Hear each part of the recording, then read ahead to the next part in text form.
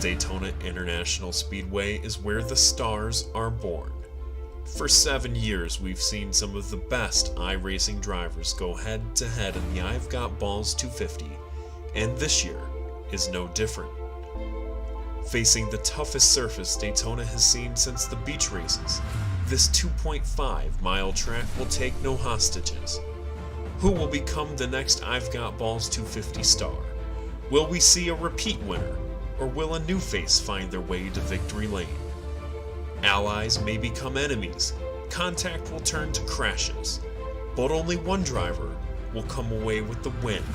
100 laps, 250 miles. The I've Got Ballz 250, live on Checkered Flag Interactive. The inside, Blake Reynolds is going to go side by side. It's going to be door to door. Who gets it? Oh my God! They did! Almost.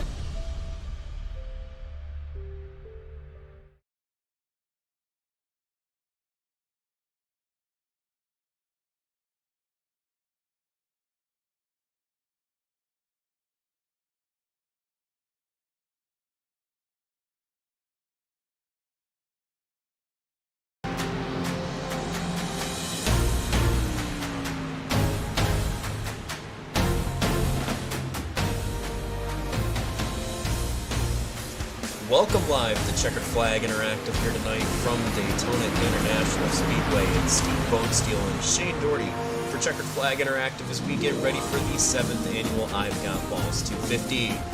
And Shane, the speeds out here tonight are absolutely insane. Over 230 miles an hour on the 2007 configuration. It is definitely insane, Steve. Been watching practice here. We're seeing speeds up to 245 miles an hour barreling down to turn number 3. That is it's just absurd. It's unthinkable to think a stock car could go that fast, but they're going that fast tonight. That's going to make racing just that much more interesting. And what do you think as a driver, Shane? What do you think is like the best idea when it comes to, trying to handle a speed like 245 miles an hour on this bumpy surface in these NASCARs? Just the slightest move when you've got a pack of 20 or 30 drivers could be huge, cause a incredibly large crash with 20, 30 drivers in it. We've seen it in practice this week where 30 cars have been caught up in a single wreck. Oh yeah, and I think the surface is the biggest thing here. If this was the typical Daytona on the repave, it's relatively smooth. You can go as fast as you want on that track. Really doesn't matter. But you throw in this bumpy surface, all kinds of elevation changes, and just the fact that it eats away at those tires, and it just makes this race just that much bigger. It's going to be a lot of things to watch, a lot of handling things, and just trying to keep the car underneath you. I guess going that fast, it's just crazy. You see about 50-second lap times in real life, but tonight we're working laps in the 37-second bracket. I mean, that's 1.5 lap times almost, but we're turning that on a 2.5-mile speedway. And all of these drivers all week long have been practicing and running the sessions that Brendan McGee has put up. Tyler Head actually set a new record time for these guys here, and out of all of the races they've done, his speed was absolutely incredible. I think it was like a 230 average mile per hour per lap, Shane. That's crazy. It's definitely insane, and I mean, no questions asked. I think tonight it's all going to be about, over the course of a run, just multiple laps, can you put together that speed while traveling in a pack? Can you keep the car underneath of you? Because it's one thing to be able to go fast and do it a couple laps, but doing it over the course of a run and staying around everybody, that's going to be the biggest thing, and just trying to make it work. Because when it comes down to these races, the biggest things we see is just a lot of wrecks, and sometimes people ride behind for a while and then late they make some moves and things just don't go their way. So we'll have to see how tonight plays out. And with the fuel load, I do believe is about 20 laps here, Shane. That makes things interesting as well. If we do get longer green flag runs, which is very possible, we've seen it a number of times where we go 40, 50 laps, no caution, that's going to spread the field out. If you get a little bit lagged behind, you're going to find yourself in trouble because you can easily go from 5, 6 seconds back, and then once you lose that draft, you can find yourself 15, 20 seconds behind, and even taking 2 tires on pit road, which not always the best strategy at a track like this when you've got all of the bumps and the old surface. Your tires, they're going to be pretty worn after, I'd imagine, 15-20 laps. When you come down for fuel, you're going to want 4 Goodyear tires as well. Oh yeah, and it's be interesting to see if anybody's been able to do that throughout practice or just throughout the week, just testing and stuff. More than likely it will be 4 tires and fuel, but you never know. Someone maybe gets shuffled back in the pack late in the going. They get a final pit stop. They might elect to take those 2 tires to get that track position, but obviously you got to hang on to the car at that point. So we'll have to see if someone does that. I wouldn't be surprised if it happens at least once tonight, but oh boy, I can't imagine driving a car at this surface at this speed with just 2 right side tires. That'd be nuts. And just taking a look at the speeds that they have been running this weekend, Nicolas Duquette, 37.7 on the practice charts right now. That's absolutely incredible. That's Michigan International Raceway speeds, not Daytona. Usually you'd see anywhere from like a 48, 47 lap, second lap, but no. With the speeds that we have here tonight, we're going to be under 40 seconds the majority of the run.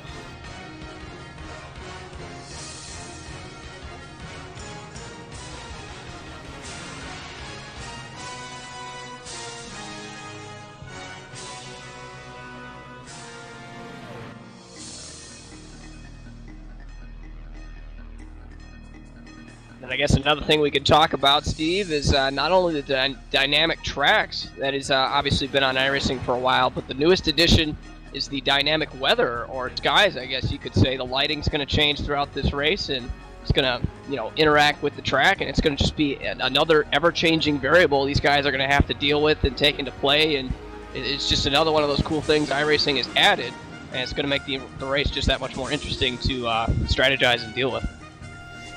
Yeah, for sure, and I've noticed it here as we've been going through the practice. We've had some periods where the track gets really clouded. The surface probably cools down just a little bit, and then there's times like it is right now where the sun's directly laying down on the track, and that's going to heat things up, make it a little bit slick all the way around. So we'll see some slipping and sliding, especially when things are sunny here. And then these drivers are getting ready to get going for qualifying, and Shane, when it comes to qualifying, what would you prefer to have for a strategy? Do you want to start up front? But if you get like 7th place, on the grid, do you want to start there? Do you want to fall back? What would you do?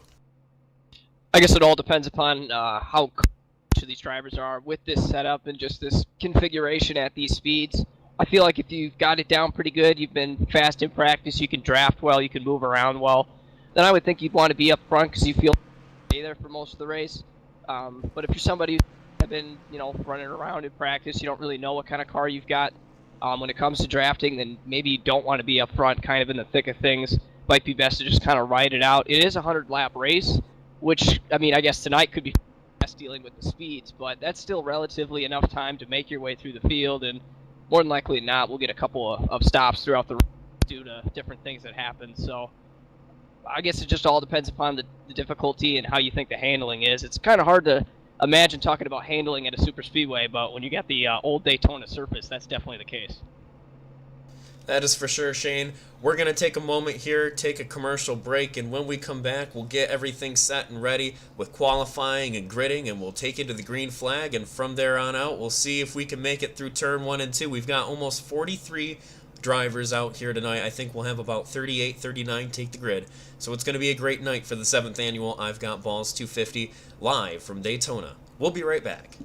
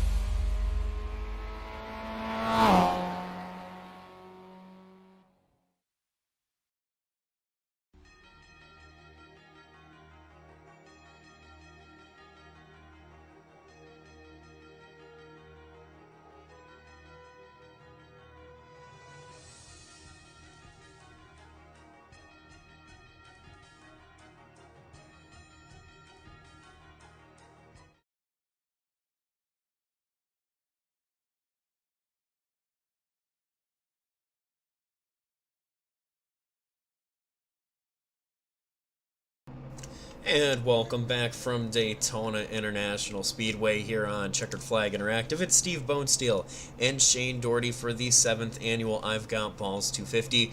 Qualifying's getting ready to get set up here. We've just got about a minute left in practice. I think tonight with 100 laps on the board, we've seen it every single year. We see something a little bit different out of the guys that come out here and race this event for Brennan McGee out here. Last season was a little bit of a rocky one. We had a lot of small wrecks, 1-2 cars getting caught up. This year things will work a little bit different. The cautions are going to be controlled by live race admins. So if you're sitting 25 seconds behind and you have a quick spin and you're not blocking the track, don't expect a caution to come out for you. And with that in mind for drivers out here, how do you approach strategy when it comes to this race as a whole? I mean, with almost 40 drivers out here going 230, 240 miles an hour, one can only assume that we're going to get the big one. Do you think it'll come early? Do you think it'll come late? Do you think we'll have more than one, Shane? Well, I guess it kind of depends. I think that's a cool feature we got in tonight's event with those admin called cautions. I think that's really going to just, I guess, level the racing. I guess you just could say the event, just because we're not going to get those cautions for such small things, and that's going to allow for probably some more racing than we would see. And I guess just talking to Brennan before practice today, he was saying that's actually going to change the racing. The fact that they've got admin called cautions, people are going to be, changing up how they race up front because they know that, if something happens, the caution might not necessarily be called. So that's going to be interesting to see, and we'll just have to see how it plays out. And we're just moments away from qualifying getting kicked off. We did have the pole event earlier in this week, so we've already got our front row decided. So if you're one of those drivers that's going to be anywhere from third on back, it's kind of a lottery still as qualifying is getting kicked off here.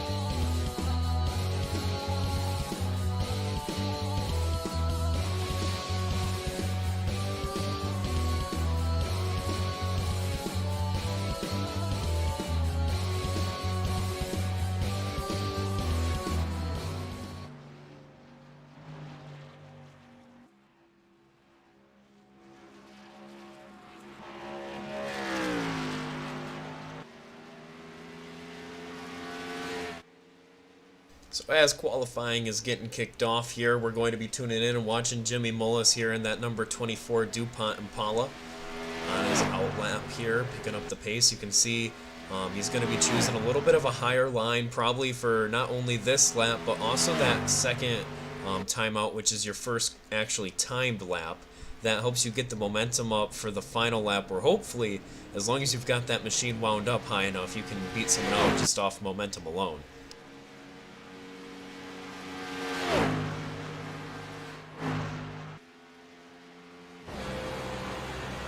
We'll hop on board on the in-car camera, and you can see that even down the back straightaway, this car is hopping around a little bit. Just a very bumpy surface. The 2007 bumps here, it feels like every year they hit you a little bit harder, but you add another 30 miles an hour onto what you're usually running here, and they're definitely hitting you pretty hard, Shane. They're going to wear out tires quite a bit. Well, what would you think is the strategy when it comes down to tires? Is it going to be 4 all the way around with only 20 laps on it, or are we just going to have to go with 2 tires? What's the strategy down at pit road? I think that's definitely one thing we could see possibly change tonight with seeing some rubber on the surface. Just because this is an older surface, it's probably going to take in rubber a little bit more aggressively compared to the newer surface of Daytona. So I'll say early on, no questions asked. We get a long run, we get a caution. These guys will come in, they'll take their 4 tires. But later in the race, when they're kind of more comfortable with the car, perhaps they take a pit stop and they don't need to take like a full tank of fuel as example. They could probably elect to take just 2 tires or even no tires and just take a splash of fuel or less fuel and just kind of like strategize with that and figure out exactly what they want. But early on, I think it's going to be 4 tires of fuel, no question.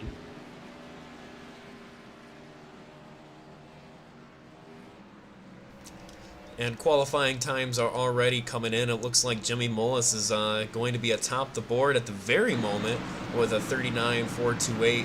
And there it goes, just like that. Garrett Lowe knocks him off the top spot. And Shane, I think it's going to be pretty much, you it's just so hard to control qualifying at a super speedway because everyone's going to be running pretty much identically. It just really depends on if you hit that bump at just the right, right angle, if it kills a little bit of your momentum, or if you catch the apron on the exit of a corner or something like that. That's really the only way you gain or lose time at a track like Daytona. Oh yeah, and we've seen over the years coming off turn 4 just how tricky that is. Many wrecks we've seen just coming off the surface. Guys get on that lower groove, they get to the apron, you hit a huge bump, it bounces the car up the racetrack, makes contact with somebody, and then bam, you got a huge wreck coming to the tri-oval. And that's something I would not be surprised would happen tonight if we could see that, but I think definitely turns 3 and 4 are going to be the tougher of the two sets of turns. Turns 1 and 2 are okay, but 3 and 4, there's some pretty gnarly bumps down there, and would not be surprised if that even shakes up the finish of this race, just dealing with that off the turns.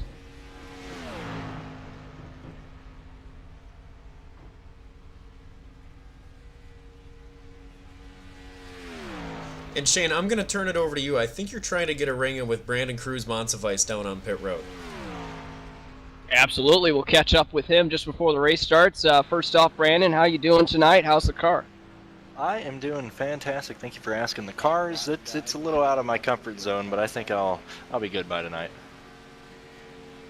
Going through the week's worth of practice leading up to qualifying, you just got done there. How does the car feel? Is it a relatively stable setup, or are you kind of fighting some things through the different turns? And how do you think drafting is going to be tonight? Well, this setup's really different from what everyone's pretty much ever driven at Daytona. It's a really tight setup, and I'm not just saying that from my point of view. It's just like that in general. We're all going to have to start lifting about 4 laps into a run, and with gas really only lasting about 20 laps, we're going to burn through these tires like crazy. The tough part of this track is really going to be the exits of the corners. I think a lot of guys are going to slide up and hit the wall out of turn 2 and out of turn 4. I think that's where the danger zone are going to be, and tandeming, that's pretty much the only type of drafting you're really going to see tonight.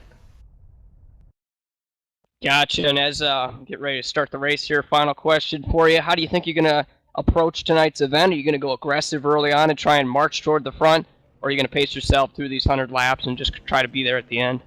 Well, I'm starting 17th. I think I'm just going to follow the back, let these guys wreck. I probably won't start moving up to the field at least until lap 60 or something. I just want to survive. I guarantee there's going to be a wreck on lap 1. So hopefully we can just get through that and get through the race and hopefully be there at the end.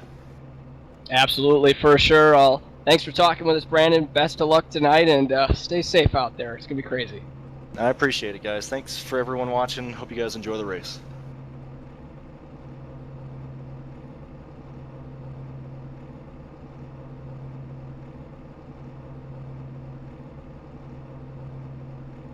And Shane, the drivers are getting down onto the grid live here from Daytona, and with this race and the speeds that we're going to be running, you kind of heard it there from Brandon that even he thinks going into that second lap we're going to have a caution pretty quickly here.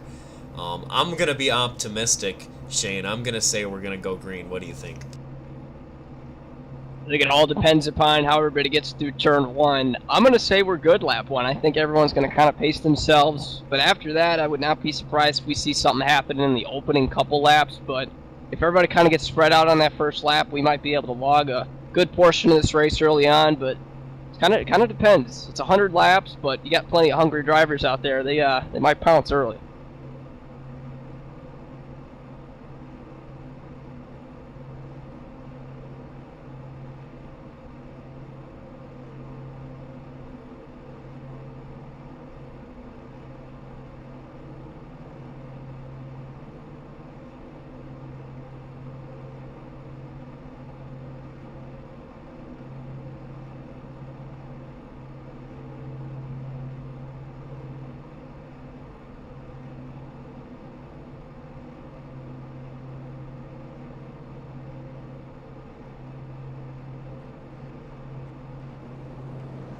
The field begins to roll off pit road, getting ready to go green for tonight's event. As we said earlier, 100 laps, 250 miles tonight, and it's going to fly, depending upon cautions or not. But lap times are going to be super fast.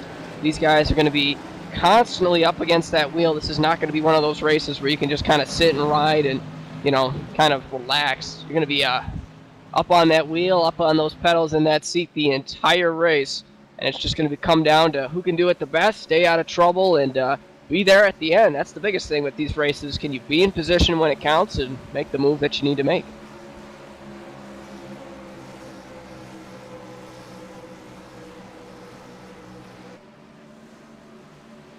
And as the field rolls down the back straightaway, I always think it's kind of comical. We saw it in the last big event we did at Talladega with Brennan McGee. He had the setup so strange that the rear tires are technically just off the ground when it comes to the simulation. It just says, yeah, these cars are floating, so you are not seeing things. That's actually what iRacing is displaying to us. We have the cars with the wheels in the back that tend to not touch the ground. Oh yeah, just looking at these cars, how they're going through the turns, back end's kind of bouncing up and down, trying to get as much downforce as you can and keep the handling underneath it, but it's all good. 4 tires on the ground at all times, so pace car is going to get ready to pull off. We'll get this event started.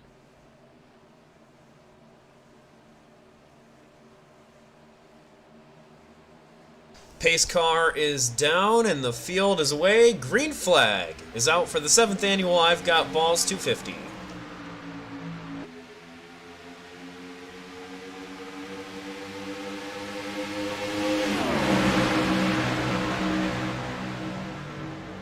They barrel down into turn 1, through turn 1, and into turn 2 now. Still pretty much double file throughout most of the field. So far, it's going pretty good as the 4 car, Tyler Head, is in the lead.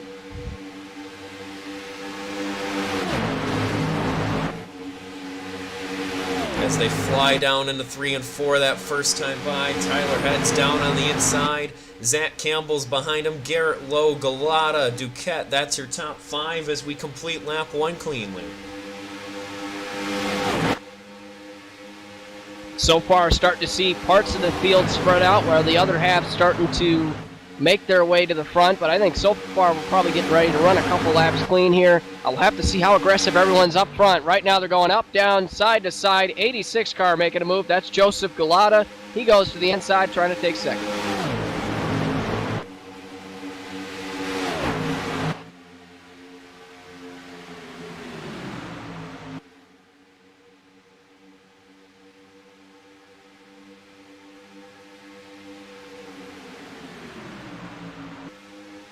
Still clean here as we're on the 3rd lap, but you can see that outside line is starting to be kind of where you want to be on the front straightaway and the back straightaway, and then you dive it down to the inside, try to keep the momentum up through the corner, Shane. Oh yeah, and big thing to point out, right now these cars are handling pretty dang well so far. New tires, full tank of fuel. It's the early laps. You're on a green racetrack for the most part. This is going to be pretty much the best the cars are going to feel all night. Once we get some laps on the tires, it's going to make things all different. Once again, Joseph Galata making a move for second. So far, the front half of that pack starting to get single file, but that bottom lane is still the place to be. The big block going into turn 1.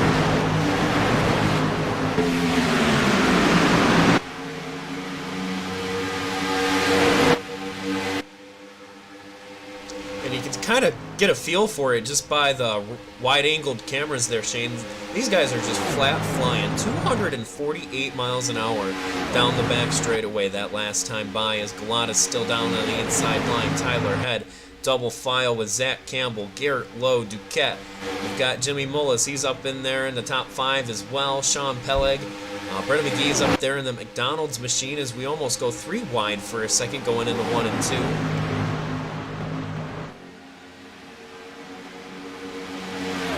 Oh, we got a wreck coming out of turn 2, or turn 1, right around 10th place.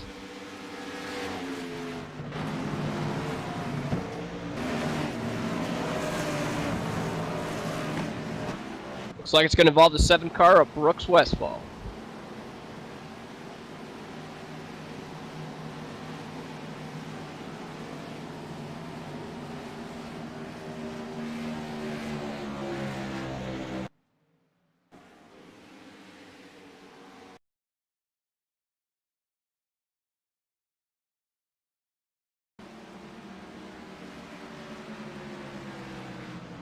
Yeah, Shane, I'm not quite sure what happened. I pulled up the replay, but I actually didn't ever see anyone go around. Yeah, looks like the 7 car Brooks Westfall kind of got into it there with the 16, Orion Gavel. They went into turn 1. Brooks made a move to the inside, and I guess the 16 made contact. He was clear, but the 16 came up onto him with the draft. They get together. Saw another car down there. I think it was the 31 at Dylan Roberts. He slowed down pretty good. Don't think he got in that, but he was right in front of that. And it looks like just a 2-car incident to start it off. Actually was able to pull it up. Yeah, there, Shane, it looks like the 7 just got turned, and surprisingly, even at the speeds they were running, they were able to really gather it back up and get control of it. So unfortunately, that does put us under that first quick caution of the night. And I think to Brandon Cruz-Monsivice, I mean, we made it longer than 1 lap. So there we go. Yeah, good to see. We made it a couple. Made it 5 green flag laps as the entire field's on pit road on lap 6. When have you ever seen this at a super speedway? But tonight, tires and fuel are going to be at a premium, so the field's on pit road.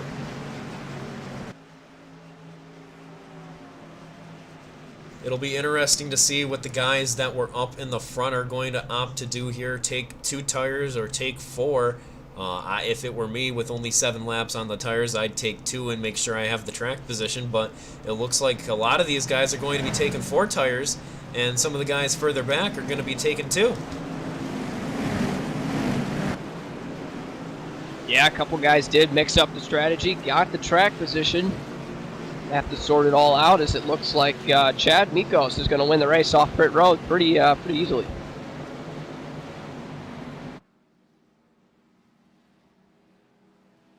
It looks like Steven Wilson will be the 2nd guy off pit road. He's got a little bit of damage there on that machine, quite a bit of damage on that machine, so I'm not sure what's going on there.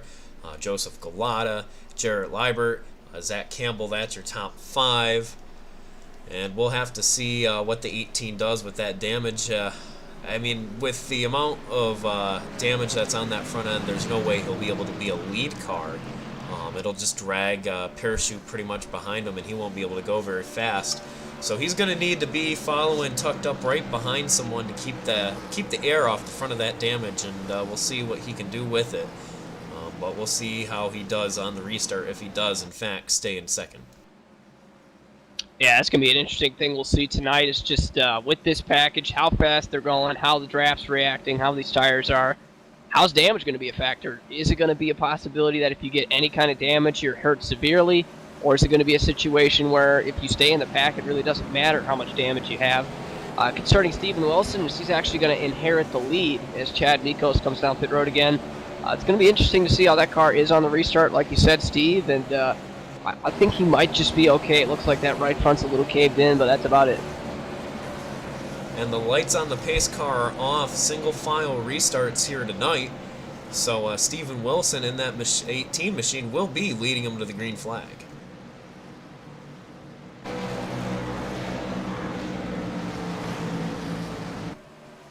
Just a quick nice note.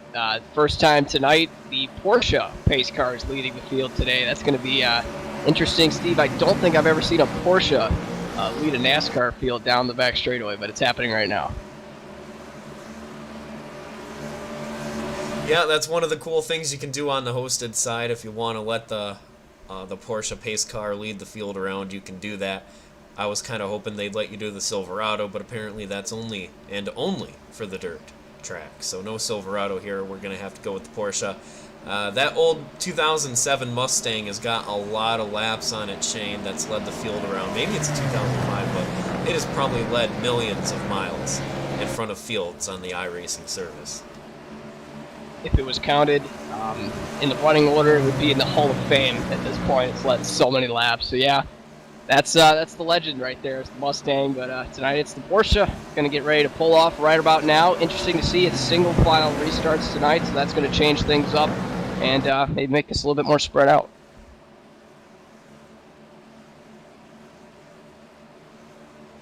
And the pace car pulls on down, and the field gets turned over to the number 18. Green flag is in the air.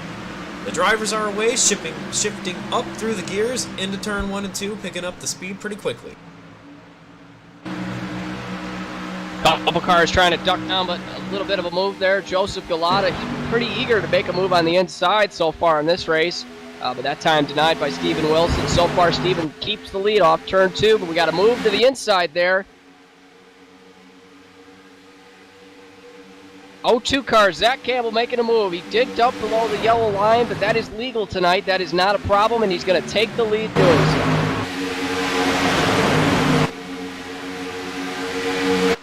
Oh!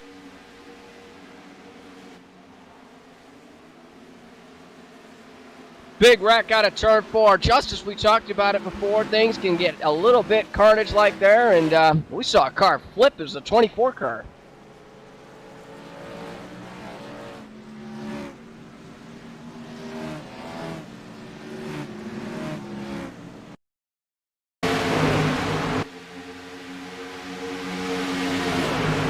Replay on the screen there, coming off the corner. The 51 and the 24 of Jimmy Mullis get together. That spins the 22 around into the grass as well. Hard hit for all three of those guys. Yeah, it looks like Jimmy Mullis in the 24 car. I think that might have been what we were talking about pre-race. What would have happened? He got on the inside of turn 4, hit that bump. The car kind of washed up, and he did make contact with that 51 car, and I guess pretty much launched into space after that. I mean, he was just gone in the air. And Femi Olat, the 22 car, did a classic Daytona hit, spun to the inside, and nailed that inside retaining wall. Have to see how that car is, but that was a pretty crazy wreck, Steve. 24 car was just gone. Incredibly hard hit for those guys out there, and that's going to put a damper on things, especially putting you at the back of the pack here. So we're going to go under another quick caution. We're going to step away for a quick commercial break, and when we come back, we take you to the green flag here live on Checkered Flag Interactive.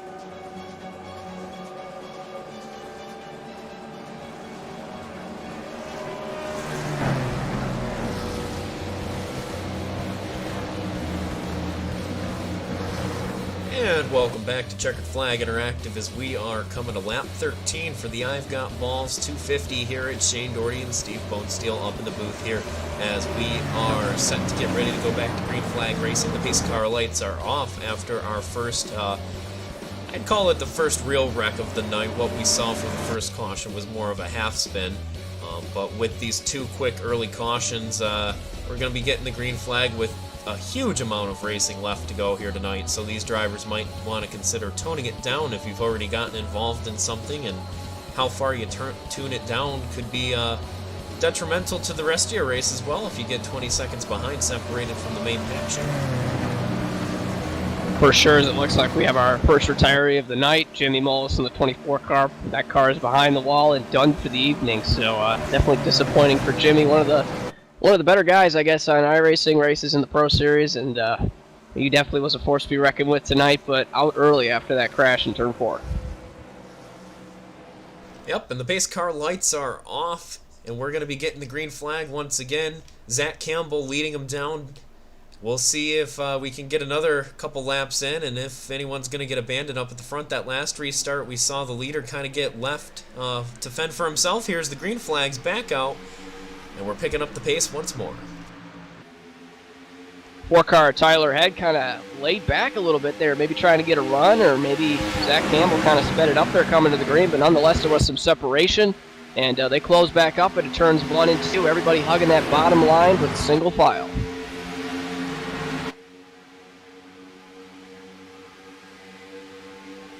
Really, the top 10 is single file already as we go into 3 and 4. Already 235, 240 miles an hour as we're double file there. The 41 Graham Bolin on the outside, getting passed by the 27 and the 94. That's Sean Peleg. Brennan McGee on the inside.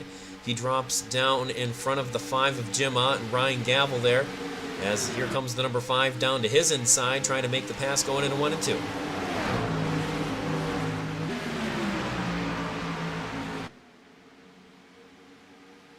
Yeah, definitely feel it getting a little bit spread out there as this double file goes to single file for those guys, and starting to see a little bit of racing up in that front pack. Already some separation. It's kind of crazy to see, but the front 6 or so are already separating themselves.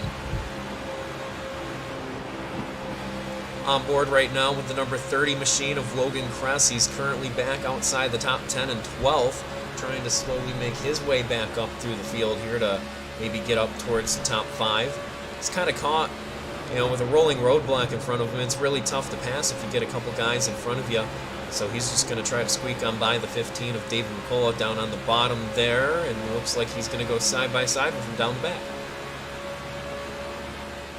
Carrying that Dale Jr. paint scheme, going underneath the 15 car David McCullough, who's got the Mikey Waltrip paint scheme, so that's pretty cool to see, but caution's out for something. Yeah, trouble for Tyler Head and someone else. I think Joseph Galata from the front of the field there ended up going around. Yeah, dang it, those guys got together down the backstretch. Tyler Head gets all kinds of squirrely, spins out, gets into Joseph in the process, and those guys go flying into the inside wall there. Yeah, the Gale Force Racing machine, and then the number 4 David machine hits that inside wall, and that's going to be no good for either one of them. Yeah, they slid through that bus stop. That's a part of the Daytona road course, and just right into that hard concrete wall, and actually saw Tyler Head's car get a little airborne there. That's just how hard that hit was. Going this fast around this track, you can bet it's pretty hard to stop, and so far, when these guys have wrecked tonight, it's been really hard.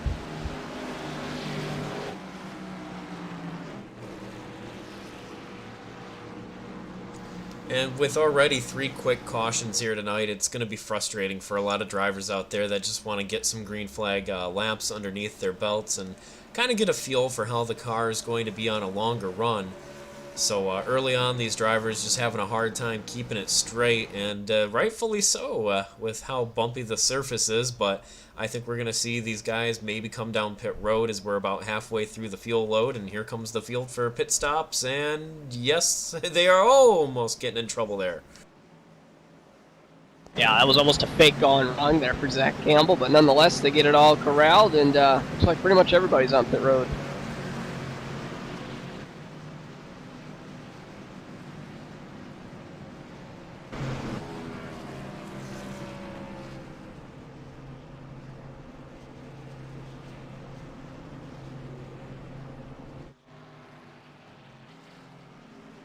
One of the drivers that opted to not come down pit road was the number 22 of Femi Ola. He's a past winner here for the I've Got Ballz 250 event, and we have not had a repeat winner in the past years, Shane, and this might be the year we get one, as a lot of these drivers are returning from years past.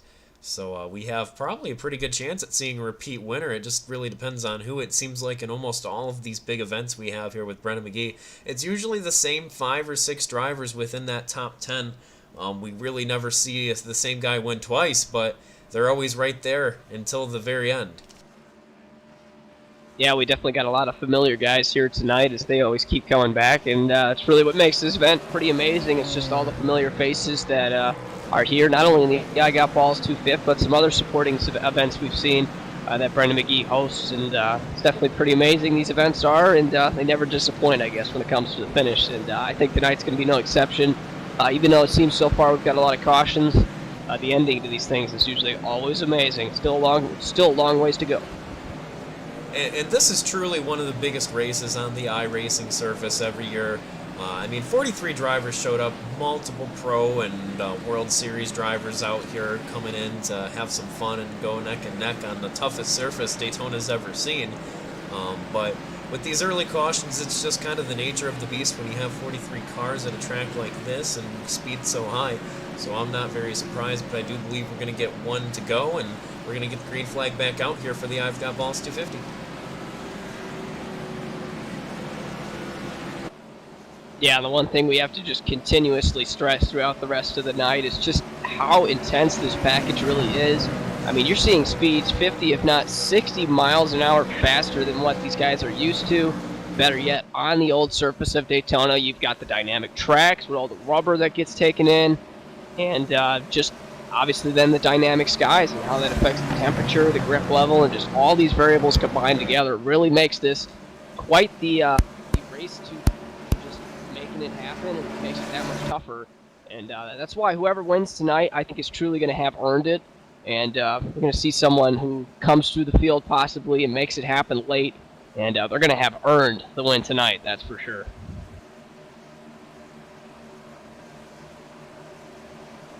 And we'll have to see what the strategy play for Femi Olat's going to be. Of course, he's going to be a little bit lower on fuel than a lot of these guys out there.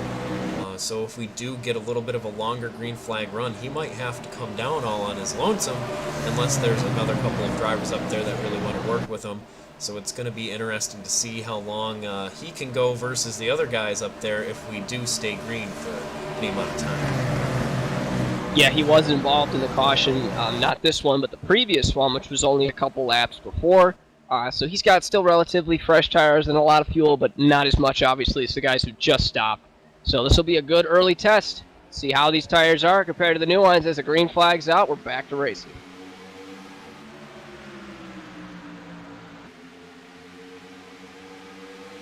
And they're already jostling around a lot. They're right behind the leader.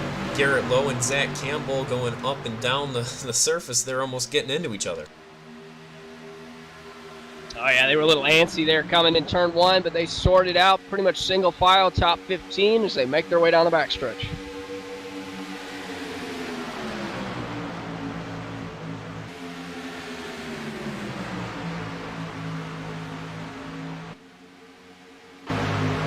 Oh, Steven Wilson nails the wall off turn 4, got a little bit of tight, 3 wide down the front straightaway. Logan Kress making it happen in that 30 car, the Budweiser car.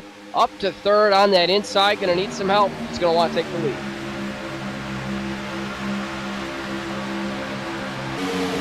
Definitely very tight up there as these drivers are going 2, 3 wide, jostling down the backstretch here. Shane, it doesn't look like some of these guys are staying in a straight line at all. They're just all over the place trying to make things happen. They're out of control, in control, I guess you could say. It's all kinds of craziness, and somehow they're just keeping it straight. And it's producing some pretty amazing racing right now. Flying down the front stretch, 237 miles an hour right there. And we're seeing some cloud cover now. The sun is going away for a split second. That's going to make these speeds turn up even more. Femi Olat's looking underneath of Garrett Lowe. Logan Kress is right there behind him. As they're trying to make the push down on the inside, Kress goes up to the high side to work with Lowe, or maybe not so much work with Lowe, just try to maintain his position. Justin Rowden, he's there in the number 07, making his way up through the field as well. Ryan Gavel, Wyatt Warner is, the 18's in the wall again. And that's going to cause a wreck in the front stretch. He and the 7 car involved. Grass picking up 12 car, and oh, big hit in the back. These guys just piling in.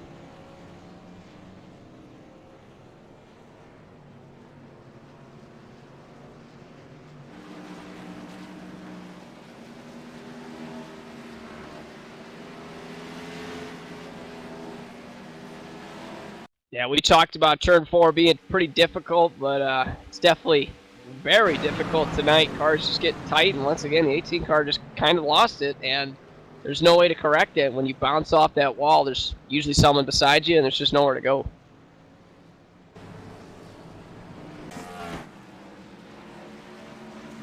Yeah, there really wasn't anything those guys could have done, but either way, very frustrating, especially for these guys out here to get under another early caution, and that one damaged quite a few drivers. As so far we've had a number of cautions, as we're only a quarter of the way through the race, not even, and we've spent the majority of it under caution. Yeah, I guess once Steven hit the wall for the first time, everyone's kind of single file, and then slowed some guys up in the top 10 and kind of brought the field back together. And then unfortunately got into it again there in the next lap in turn 4, and just, yeah, there's just nowhere to go. It's such a tight surface. There's not a lot of room here. The racing groove is definitely shortened a little bit, being on the older pavement, and you just don't have any time to save it. And that just makes it so much difficult, and it's very hard to see the wreck happen, too, when you're going that fast. You got to slow down and try to pick a way to go, and that's just hard to do to begin with. For sure. We're going to take this quick moment, take a commercial break. When we come back, we've got more action from you here at Daytona.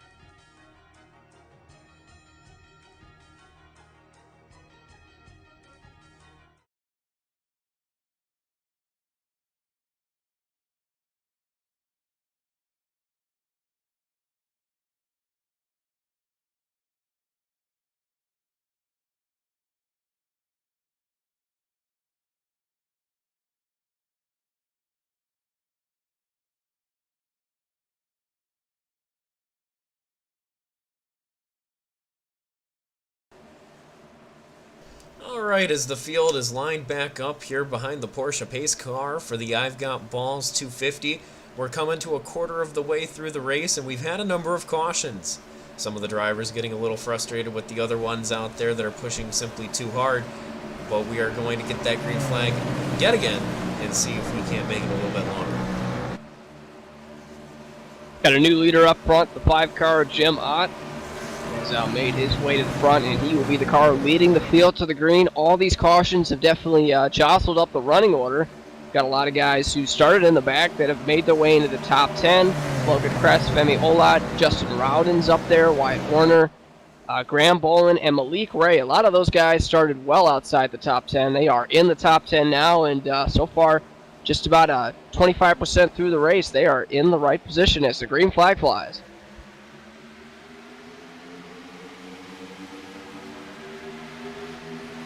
Green flag back out. Look at the 0-2. Looking to the inside already. Logan Crest right there behind him. All the way back up to the front row. Double file through turns 1 and 2, about 3 rows deep. Everyone trying to make it work. Looks like that bottom groove is still the place to be. Everybody kind of going after for the most part. 0-2 car takes the lead. Zach Campbell, they barrel into turn 3.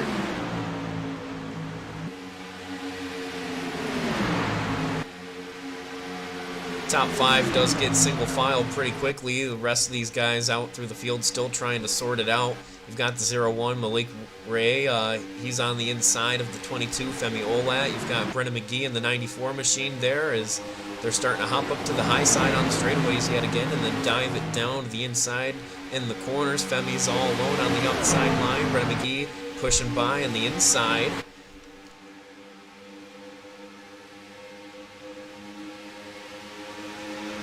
Yeah, most of that top 10. Logan Crest, Garrett Lowe, Jim Ott, that's your top 4. Justin Roden, Graham Bolin, he's right there in the 6th place. And it looks like now Malik's going to look to the outside and think about it again and drop right back down in the line. Yeah, I guess most of that top 10 trying to stay single files. We see another car making a move. That's the 07 car there, Justin Rowden. And it's just as we say that, they go double file 2 rows deep. I guess they're just trying to make it happen, and when the run happens, they're going to make a move and try to make a pass. It's all about momentum tonight. These cars don't pass, I guess, as quite as fast as the newer cars, the Gen 6s. So when you got the run, you got to make it count and make it happen, and you only get a short period of time. That's why these guys are taking advantage of being aggressive when they got the speed.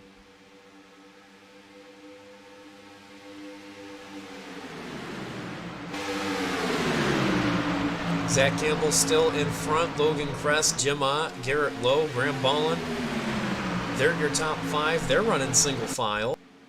You're looking back through the field, looking for the rest of the big names that we're used to seeing. I see Tyler Head. He's slowly working his way back up through the field in that 4 machine. He is sitting back right now in 14th. You've got Neil Frolic. He's back there as well. Tony Bizzarro.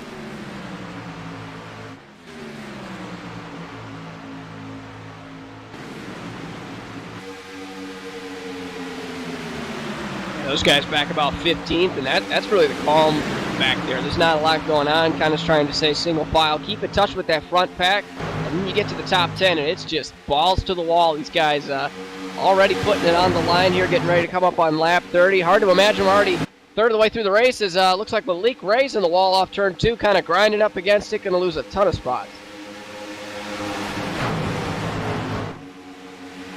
And it's just so hard to keep it up off the wall. You catch a couple bumps just at the wrong place in the corner, and you just can't get it turned down as another driver's into the wall. That's the 41 of Graham Bolin. That was a hard hit. That's going to provide a lot of damage to the right side of that machine, but he's going to keep it underneath of him, and we stay green. And just as we say that, caution is out. We'll have to see what it is. Did not see anything.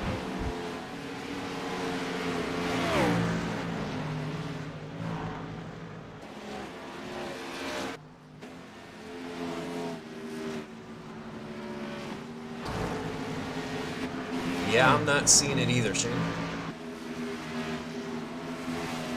Might have been an admin thrown caution. We did have a couple cars get into the wall on that lap, but yeah, I guess interesting to see what happened there. It was not obvious.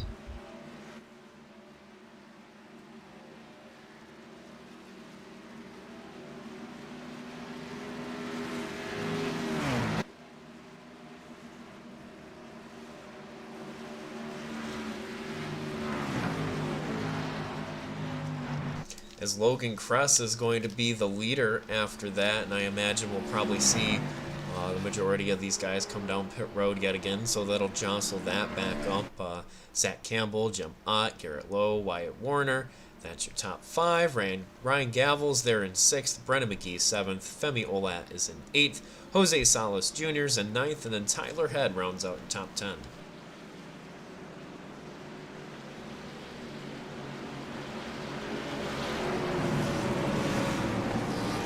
I'd imagine we'll see most of the field make their way down pit road. That was about a 5-lap run or so, and still in that first third of the race. So I think these guys are going to go ahead and take that comfort over track position and just bring it down and give them another set of tires and go back out there. And we've had a number of drivers already retire here tonight after. It's been a race of attrition thus far for these guys.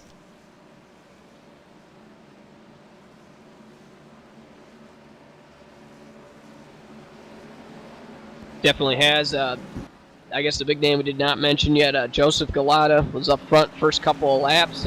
Probably led a couple of laps. He's out of the event tonight, going to finish 42nd. Definitely tough break for that car as the field is on pit road, and it looks like in bunchfuls, pretty much everybody.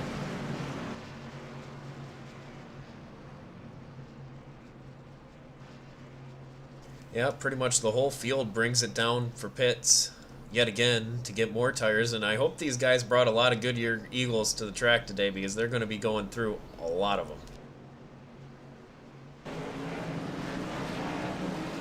Race off, looks like Zach Ammel's going to take the lead from Logan Crest. That is at least off pit road. We'll have to check if anybody else stayed out. It looks like no one is, as the pace car is all alone in turn 2, so there you go. That was such a long run, I guess, for these tires. It was only about 5 laps, though. I can't imagine if we actually do get a green flag run above that, how these cars are going to do, because everybody coming down pit road is a huge signal to me that handling in these tires is a big thing.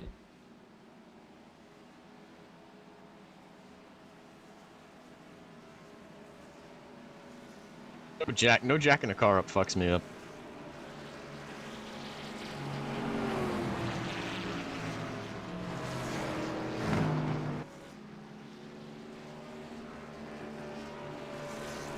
Why is there a Porsche as the pace car?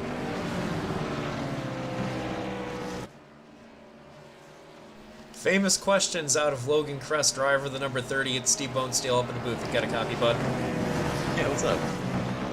Oh, we're just out here watching you guys try to handle this track. I mean, 240 miles an hour plus out here. It's tough. Talk about what you got to do to hang on to the car. It's a lot about tires and who has the best tires. I tried 2 tires early on, and it was not good. The race is going to come down to whoever has the freshest tires. When it comes to passing out here, is it just one of those things you got to get the momentum and then just dive it underneath and hope for the best, or is it a slingshot? Do you partner up with someone? How do you make headway here? The draft is powerful. I don't know where the leader went, but the draft is powerful.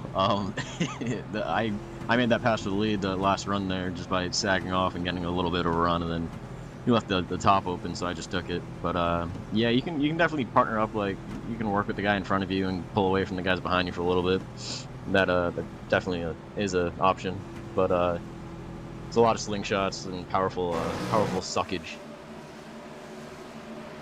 And suckage is definitely one way to describe it out here, Logan. Well, we're going to wish you the best of luck out here. Looks like you will be leading him to the green flag as the leader just kind of vanished into the no land.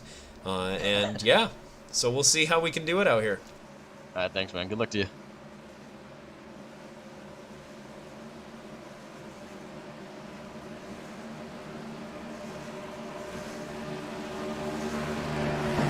Say that, Steve, it looks like Zach Campbell, that car has vanished as the rest of the field is on my screen, so that is a tough break. He was going to be the leader on this restart, but now it's going to be Logan Crest, who we were just talking with. He's going to lead that 30 Budweiser Chevy to the front and will take the green as the leader.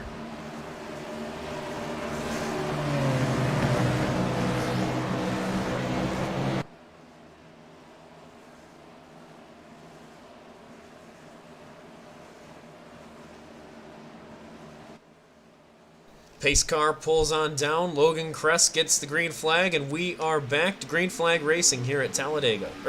Daytona. Kind of feels like Talladega, I guess, if you really think about it with the speeds and craziness, but nonetheless, back to green flag racing. Everybody hugging on that inside yellow line. That's the place to be, all single file, get to turn 2.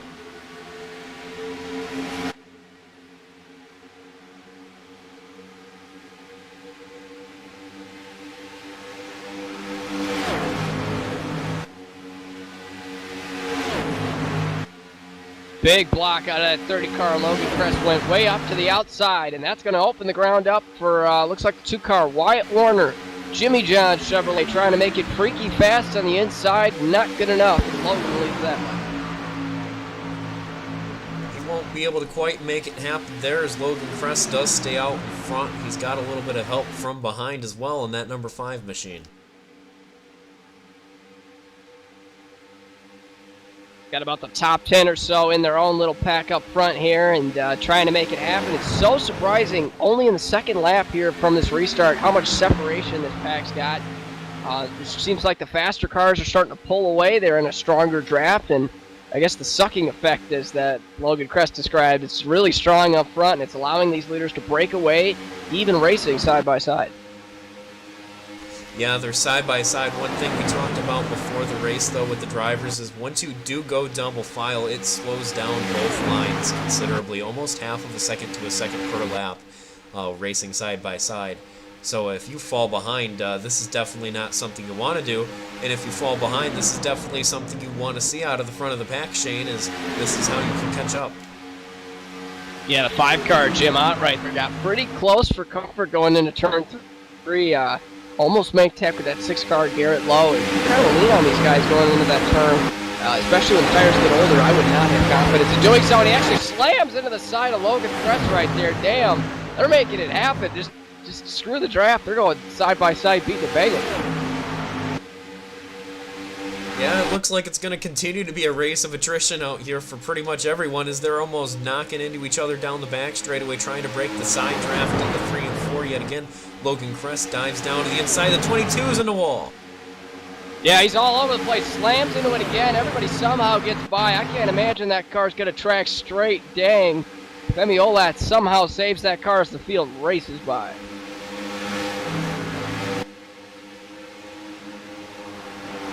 It was pretty impressive that he was able to keep it from going around on him there. He nailed the wall not once, not twice, but 3 times there at 230 plus miles an hour. So good job for Femi on keeping it from going around, but that's going to be frustrating for sure, and that could potentially end his night, or at least his chances of winning. What it has ended is that second pack's momentum, I guess, trying to catch the front pack separation is even greater now as the top 7, led by Logan Crest all the way to Justin Rowden, Rowden is starting to pull away, and this huge cloud cover starting to get here later into the evening.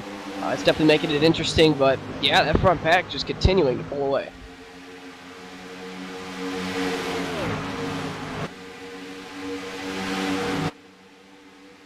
As again, we're seeing drivers bounce it off the outside wall coming off these corners. It's just so tough when you start to get these tires heated up. The right sides, you come off the corner full momentum and you just can't keep it locked down to the inside. You slide up, you lose all grip, and then you just hit the outside wall. Oh yeah, and with that extreme cloud cover we're seeing now, it's pretty much overcast for the most part. That's going to add a significant amount of grip to these guys, and that might help the handling a little bit. But obviously the more laps you turn around here, the more those tires get chewed up, and that's going to make handling tough to begin with. And one thing that's going to make the racing pretty interesting is these guys are beating and banging a lot, so there's a lot of damage on these cars as we go 3 wide up in the front. If we get, a whole bunch of drivers just with a lot of damage, I think that'll make the racing a little more interesting because everyone will be down 3 or 4 miles an hour, and that could, Jesus, is the 5 cars in the wall and maybe going around. Yeah, that outside lane seems like that is really hard to be in. And coming out of turn 4, we saw Logan Crest and the 5-car really nail the wall there. Jim Ott. Jim is all the way in the inside lane, losing spots rapidly. Kind of the same case with Femi Olat, just nailing the wall and losing all momentum. And there's really nothing you can do about it here except just kind of let the car roll off the corner a little bit. You got to break the throttle somewhat here. Something you usually don't talk about a whole lot at Daytona, but with not only the surface but the speeds that they're running, they just have to.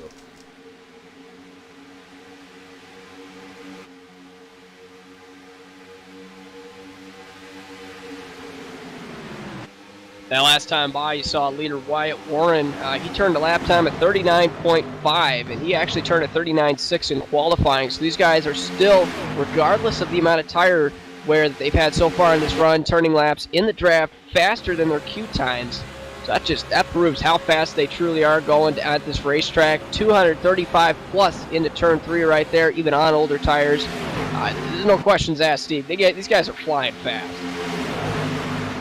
As Tyler had one of the super speedway champions, I'd say, here with these guys, has found his way up to the lead. He's gotten 3 laps led so far tonight, and he's been in I think 1 if not 2 accidents already. So that number 4 to be up there right now is definitely impressive as they go side by side. Ryan Gavel pinching him down to the inside, keeps it up off the outside wall and keeps the momentum down the back.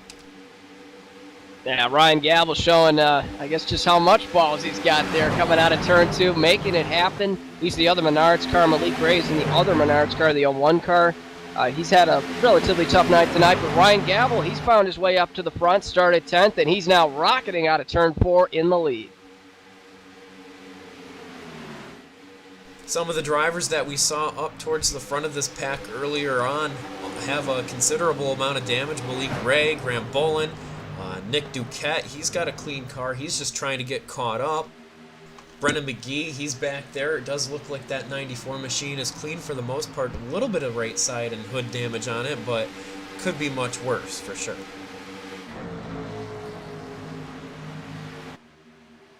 Definitely could, Lees. So far, that top 10 or so, and once again, we got a caution out. It looks like it's more toward the back.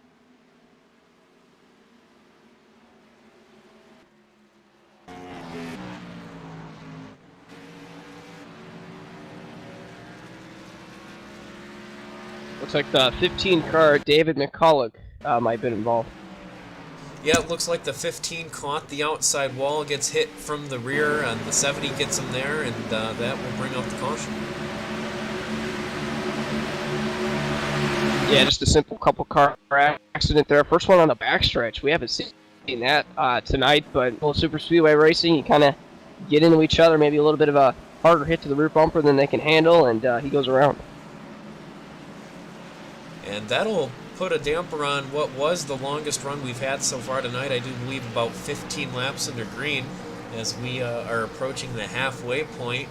And I think what we've learned so far is it takes 2 or 3 laps, but once those 2 or 3 laps are gone, those Goodyear tires are screaming, Shane. It's hard to keep the machine off the outside wall. There are very few cars out here that don't have significant right side damage. And if anything, that's something you'd see at Darlington, you know. But here tonight at Daytona, it's just hard to keep it up off that wall. And we'll see how this pit stop sequence kind of plays out and who's going to get a faster pair if they have one left, and who's going to have to eat it and just kind of get some damage fixed on pit road, or do you just go back out there and take another swing at it? Yeah, we'll have to see. This caution pretty much is the halfway point in the race, and after that run, no questions asked. Everybody's coming down, taking at least 2 tires, but I would expect 4 for pretty much everybody.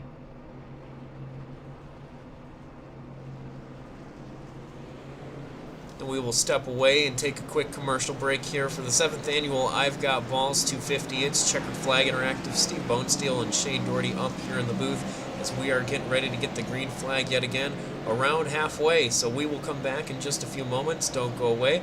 More actions just ahead.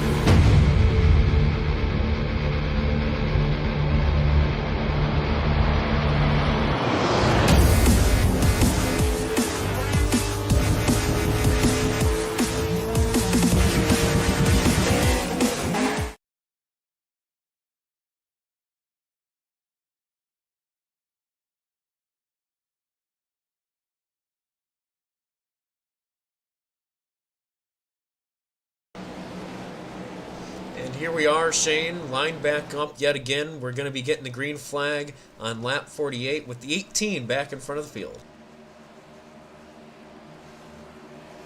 Yeah, as I said before the commercial break, this is pretty much the halfway point in the race. About 50 laps down, about 50 to go. Seen a lot of cautions in the early portions, but that was a nice, decent run there as we get the green flag. I have to see how long this one will be.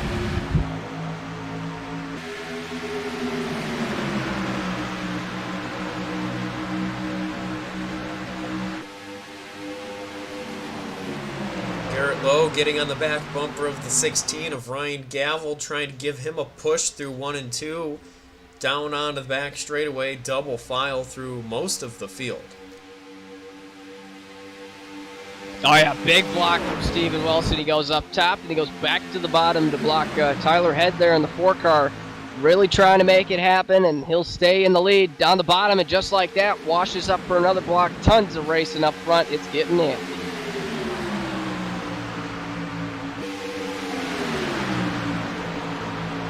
3 wide going into 1 and 2, Shane, as the number 2 of Wyatt Warner's just looking to make some headway, but he's going to have to kind of let out of it, and he's going to dive back down to the inside. Tyler Head looks to the outside as Steven Wilson's not going to have the opportunity to block this time down the back straightaway, and it looks like Tyler Head is going to be able to get ahead here going into 3 and 4.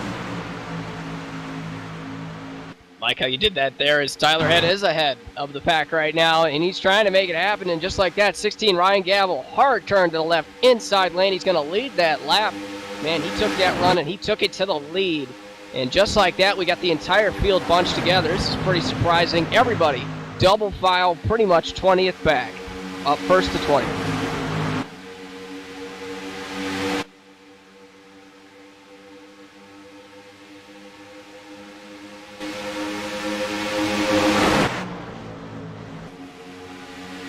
Still double file through the top 5. You've got Logan Kress. He's got that right side damage now, too. On that number 30 is Tyler Head and the 16 of Ryan Gavel. They go side by side. Wyatt Warner wants a piece of it. And that number 2, Jimmy John's machine, he kind of gives him a little bit of a nudge there on the inside and just kind of rides there for the moment as they're still double file throughout most of the field. Yeah, just like that, seeing a little bit more single file up front. These guys, I guess when they got the run, they're going to go for it. They're going to try to make a pass, and that's when you see the double file 2 lanes, and then guys kind of relax and lag back a little bit. They get that single file, and we'll start to see that, though, for this lap.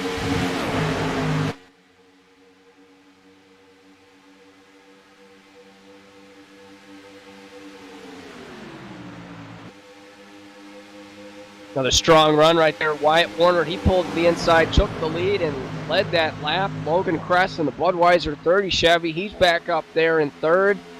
Just like that, we're starting to see a lot of jostling up front. Guys are making their way through the field, and with the field being so close, if you've got a good car, fast car, and you've been up front for the most part, you can make things happen and make up spots, and definitely on this run, we're seeing that. Some of the drivers that I've got my eye on, like Ryan Duquette, he's out there in 11th position right now, trying to make something happen, but he almost catches the outside wall, and the 07 of Justin Rowden has to really do a lot of checking up not to run him over, and there goes Dylan Roberts. Garrett Lowe, he's back there as well. The 94 of Brennan McGee, he's further back than what I'm used to seeing him there in that 94 McDonald's machine. He's in 15th at the moment. Yeah, those guys were pretty close about 5 laps ago. Thus have kind of lost ground in the top 10 or so. Most of those guys, they've been around 15th for the most part in this race, and I guess you can kind of sense that now that we are just a little bit past halfway, this might be an opportunity to try to get up to the front, try something, even if you're not comfortable making your way to the front. Try to see how your car's reacting in the draft, and when that time comes, maybe later in the race, you know how you can make those moves and you know what's going to happen. So right now, not necessarily a bad thing to be around 15th.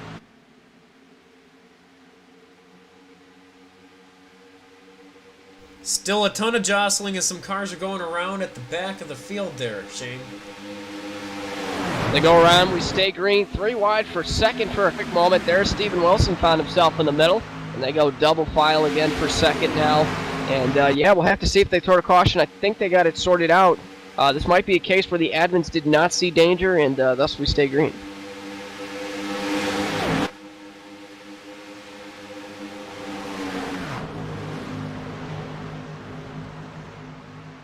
The 27 of Sean Pillig, he has come out of nowhere in that number 27 machine. We really have not seen a whole lot of him as he snuck his way up inside not only the top 10 but the top 5, and now he's looking for more as he's going to be looking to the middle maybe below the number 2 of Wyatt Warner. He has to go all the way down to the yellow line. Down on the inside, here comes Steven Wilson again on the outside.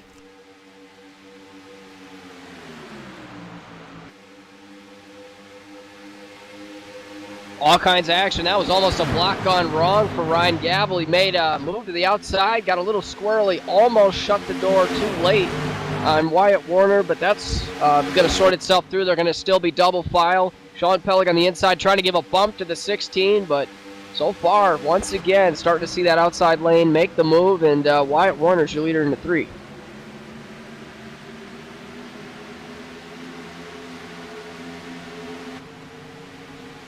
Wyatt Warner's got Steven Wilson. Oh, making a big move there, looking for the lead as he goes down to the inside. And he's going to make the pass for now.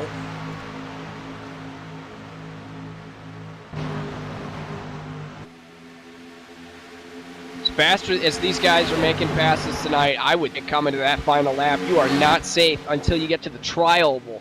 You know, you can forget turn 3, turn 4. I think you can make a pass when you've got the run in as little as a couple of seconds. That's pretty surprising. That's at least what I'm noticing. It's going to depend upon tire wear and how things kind of make their way through, but extreme darkness now. It's really getting cloudy, and that's going to just change things up that much more. The dynamic weather here on iRacing is certainly pretty interesting. It's crazy. A couple laps we'll have straight sunshine all over the track, and then 2 laps later the clouds have kind of taken over, and that's been the case here on and off. We go through these few laps where it gets really cloudy, and then all of a sudden the sun's back out. But right now definitely a couple shades darker as these guys are still catching the outside wall. Oh, we got trouble. Big wreck right around 10th. All one car. Malik Wright flying all around the grass. He's going to get loose. Logan Crest involved. A couple other guys. They got together. The 77's bouncing up on the track. Big lick there. That was a big one.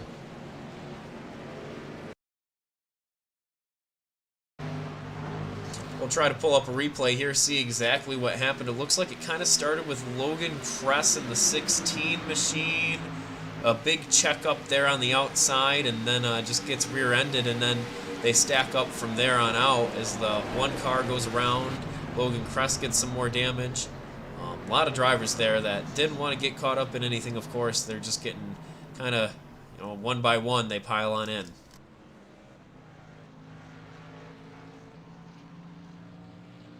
Yeah, there were some pretty crazy views. I was just kind of looking what Brandon McGee was able to do. I have no idea how he got through that. He could have hit 2 cars, and he didn't hit anything. Somehow got through it. So that's pretty crazy, just how fast things happen, and you literally have to guess when you're in a situation like that where to go, if you got to check up or hit the gas. It's all about luck at that point. Brandon gets through, a couple other guys get through, but some of them, especially late in that wreck, a little less fortunate.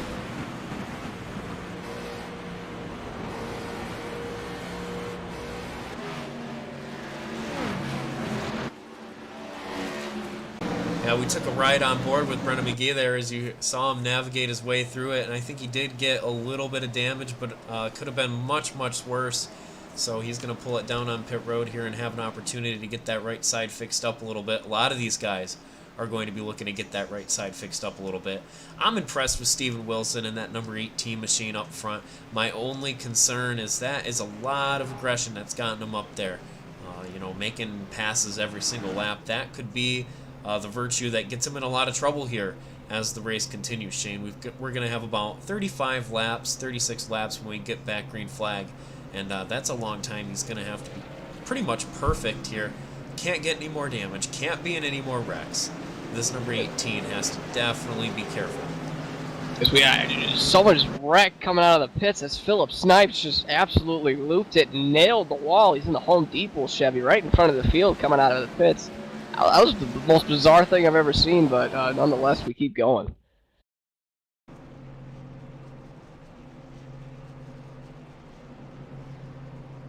We'll pull that one up on replay. Philip Snipes in that number 98 machine, and yeah, looks like he touches the gas and a lot of wheel spin on it and just hits that outside wall and goes around under caution here.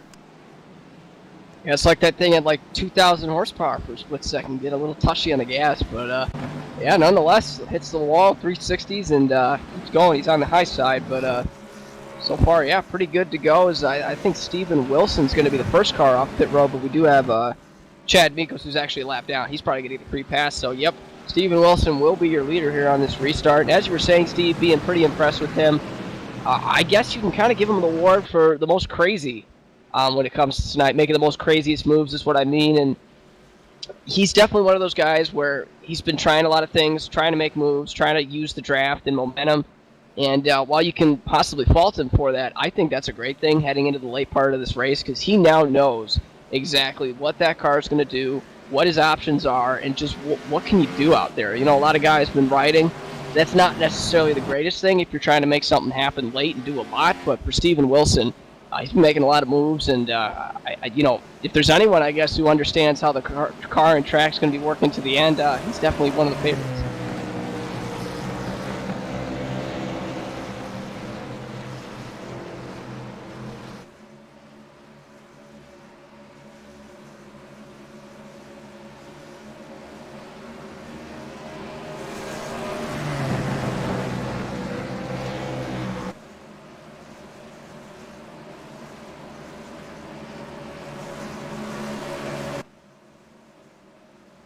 And the pace car lights are off, so that means we're going to be getting the green flag yet again here in the 7th annual I've Got Ballz 250. It's live, in person here at Daytona International Speedway.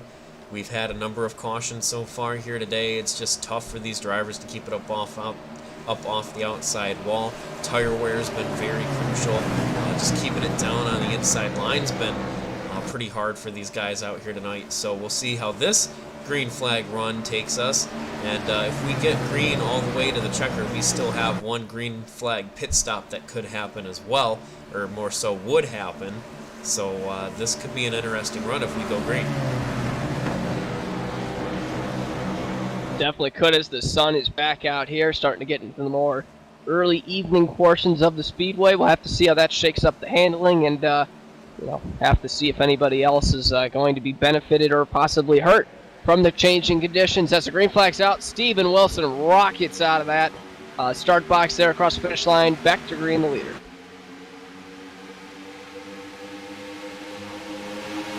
And getting that big run is something that number 18 of Steven Wilson probably doesn't want, and it could cause a lot of trouble here as Tyler heads all over the place, just trying to find a way to get around the 18. He dives down to the inside line in front of Wyatt Warner, the 41.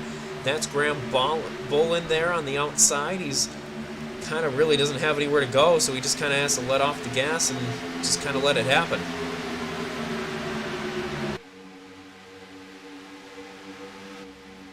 Definitely does, as Tyler Head's going to go ahead and lead this lap in the 4 car. He had a very good lead coming into the tri-oval. It's gone now as the outside lane's got that run. Steven Wilson leading the charge. You got the 41 car, Graham Bolin.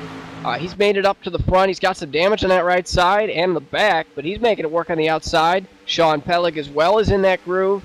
Outside lane, tons of run on this lap. They're pulling strong down the back.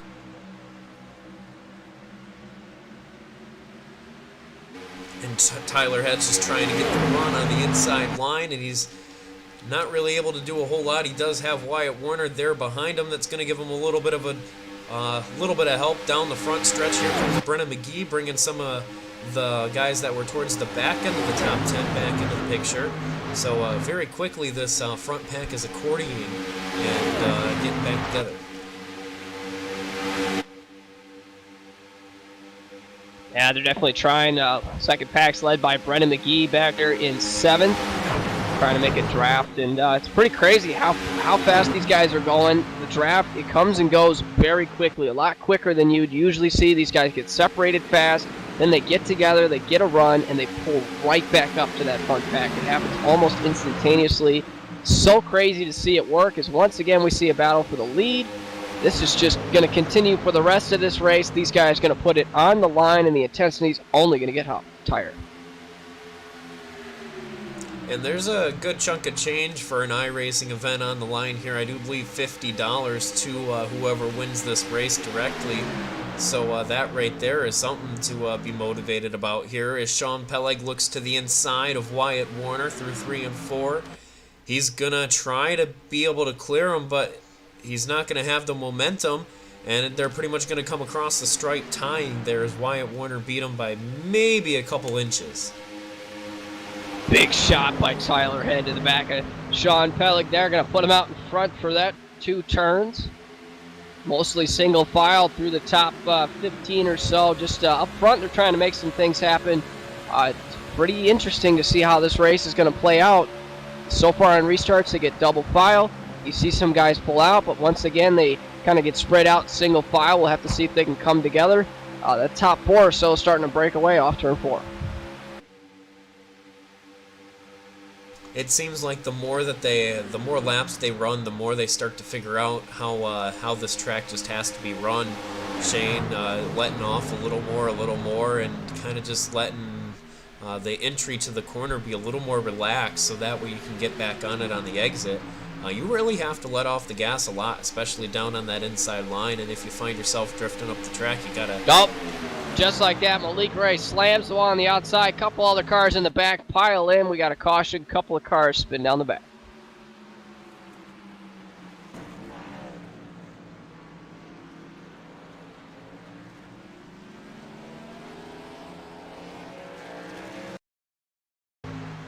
Replay coming on the screen here, coming up off turn 1 and 2. The 15 just slides up and catches Malik into the wall, and he does the best that he can, but unfortunately could only do so much and gets knocked around there.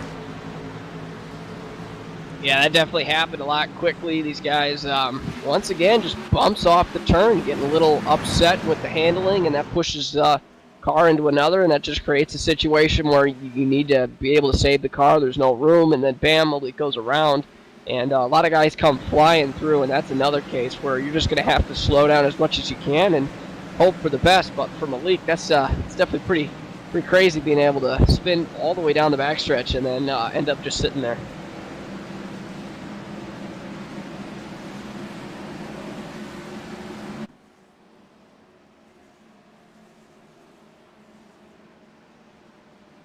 It has definitely been a race of attrition. I've said it a number of times so far here tonight, Shane, but as we are about 70 laps almost into this race, we've still got quite a bit of racing left. What do you have to do here if you're a driver like Tyler Head? You've kept your car clean since those first couple wrecks. How do you keep yourself out of trouble? I think that really is the biggest thing, Steve, is keeping yourself out of trouble. You don't want to throw it away here in these stages and take yourself out of it prematurely. I think for someone like Tyler Head running second, we'll see how these pit stops cycle their way through, but really, you kind of understand what you've got. You know what the car's doing. You know what the situation's going to be later on. Just try to maintain, try to hold. Don't be offensive, kind of be a little bit defensive, and just try to hold what you got. I think a lot of guys, if they go out and try to do too much right here on this restart, could create some big situations and possibly take themselves out early. As Tyler Head wins the race off pit road, that's a great way to get it started.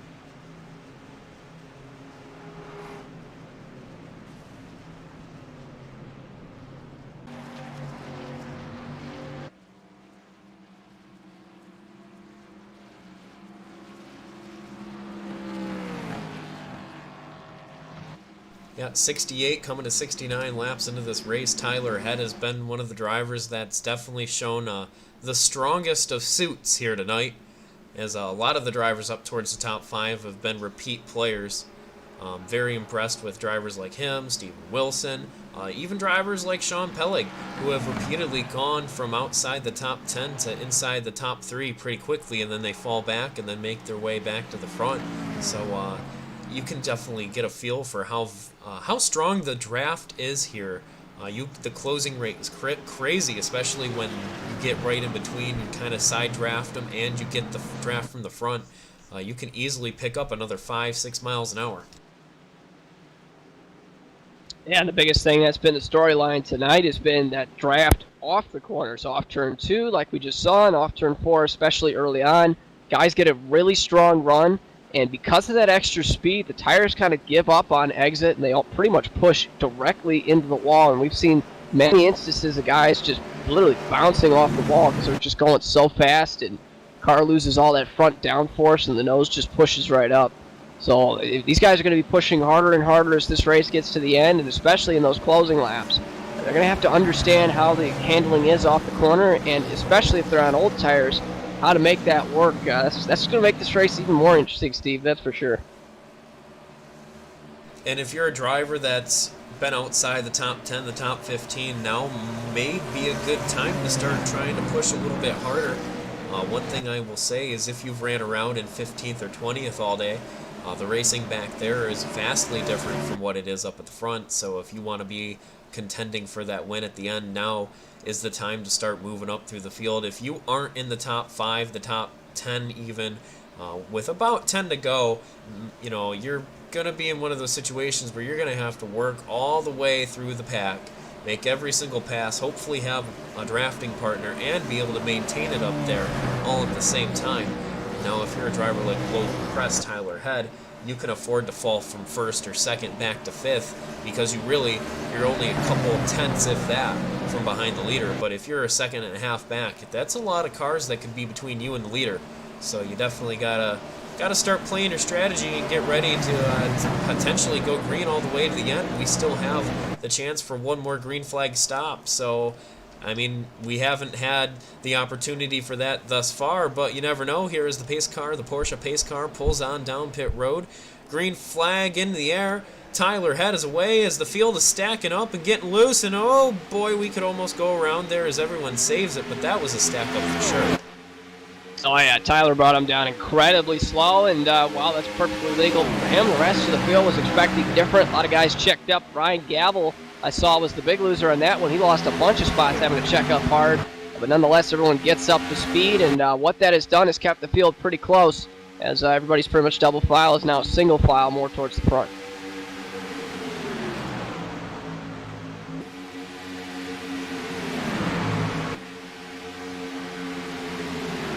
Dylan Roberts in the 31 machine. He's just outside the top 10. He's a driver that you need to keep your eyes out for. Looking back a little bit further, Ryan Gavel, he's another one of those drivers that always seems to find his way up to the front. So keeping an eye on some of those guys just outside the top 10. Shane, as they're still racing it out for the top 5 spots. Oh yeah, they definitely are. Most of the top 20 is going to be single file, except for the front. These guys are always racing for it, always trying to take that lead away. Logan Cress has made his way back up into the top 3, tried to make a move on the inside there of Tyler Head. Nothing doing. Steven Wilson takes that spot away for second, and Steven's got a nice strong run, got to knock it down to the inside lane there, side by side, pretty much dead even at the start-finish line there. He's going to make it work on that inside. Yeah, Steven Wilson having to check up, though, to keep that car from drifting up the track, and just like that, Tyler Head slides back down in front of him, down the back straightaway, trying to make something happen. Here comes Graham Bolin looking to the inside line.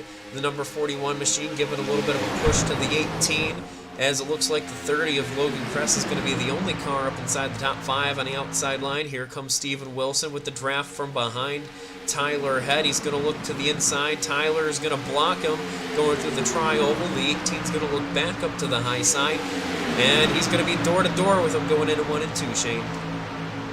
Oh yeah, it's getting intense now. We are well inside 30 laps to go now, and these guys are laying it all on the line. Almost a door bang there for the lead. Steven Wilson, Tyler Head. You could tell these guys being epically aggressive, trying to keep that lead, but I think at this stage you got to race hard. You got to do it. You got to stay where you are, protect what you got, and take the lead if you can. And Logan Cress does exactly that. Inside line, he takes the lead in turn 4. Oh, as a bunch of drivers are catching the wall, Tyler Head goes around. He gets into the fence. Logan does off the turn, creates melee, and Tyler had another tough break there. He gets into it hard. A couple cars spin down the front stretch. That was a big one. And yeah, a lot of speed and then a lot of wrecking.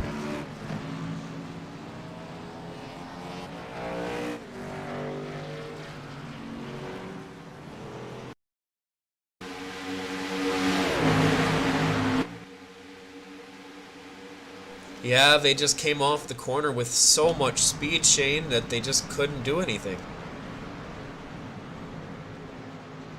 Yeah, they couldn't. And Tyler had, he was, I think he was about the third car in line there, just a ricochet effect. And the 30 car hit the wall 18, and then bam, he gets into it, and then he actually gets tagged by the 41 car.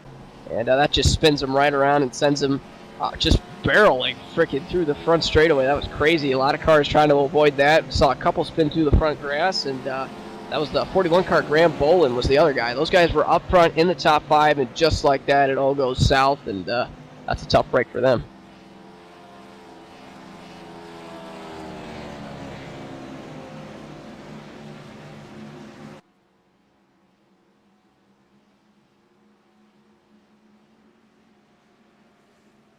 Well, we're going to take this moment here as we're going to get down to, I think, one green flag or one pit stop left, and it might be able to be the one under caution right here, and then they can go all the way to the checker. I do believe 21 laps of fuel in these machines, and we're going to have about 20 laps to go when we get the green flag. So we're going to step away for just a moment. When we come back, we'll see where we are and where everyone lines up after a little more mayhem here in the I've Got Ballz 250.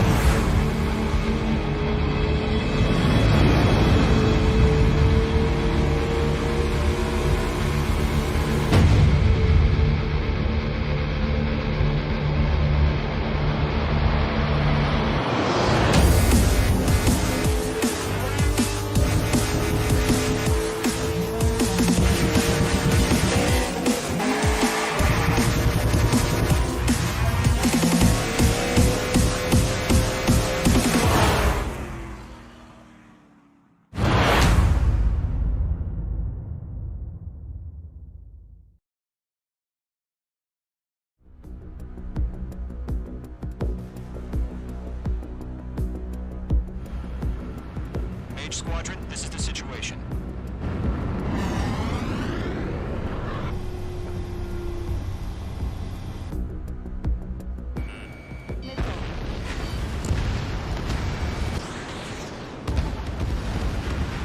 All UAVs have been splashed.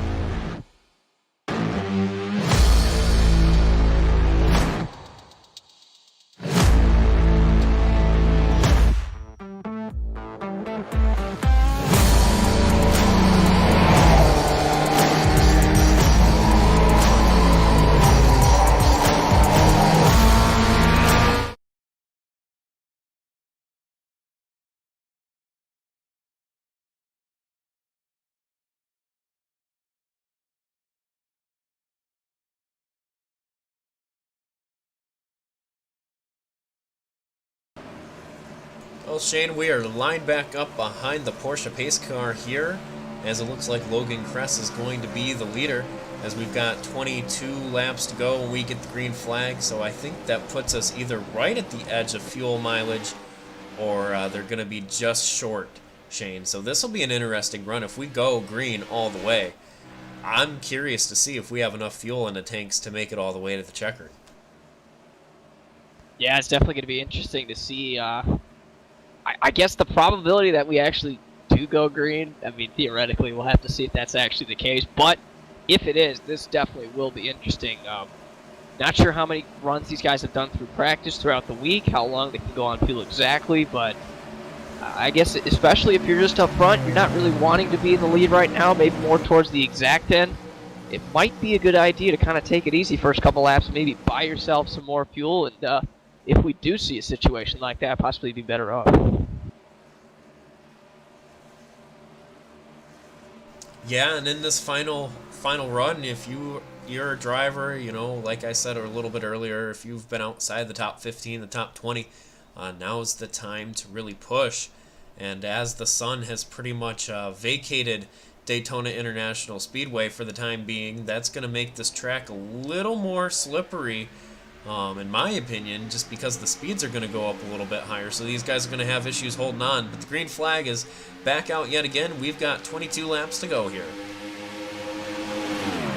Logan Crest leads the field into a darkness, kind of into the late or early to mid-evening hours here at Daytona. And this is definitely going to make it interesting inside lane, but double file coming up on the outside. Steven Wilson, familiar faces. They're here up front, they're here to stay, and they are ready to make it count as we're heading into turn 3. Yeah, a lot of these drivers up inside the top 15 are pushing really hard at this point. Wyatt Warner, he's looking down to the inside. Steven Wilson pushing up on the back bumper of Logan Cress. Into 1 and 2, the number 3 or the number 2 machine of Wyatt Warner. He's going to have a little bit of draft from the 30, and the 18 is going to drop down in front of him to cut off that momentum.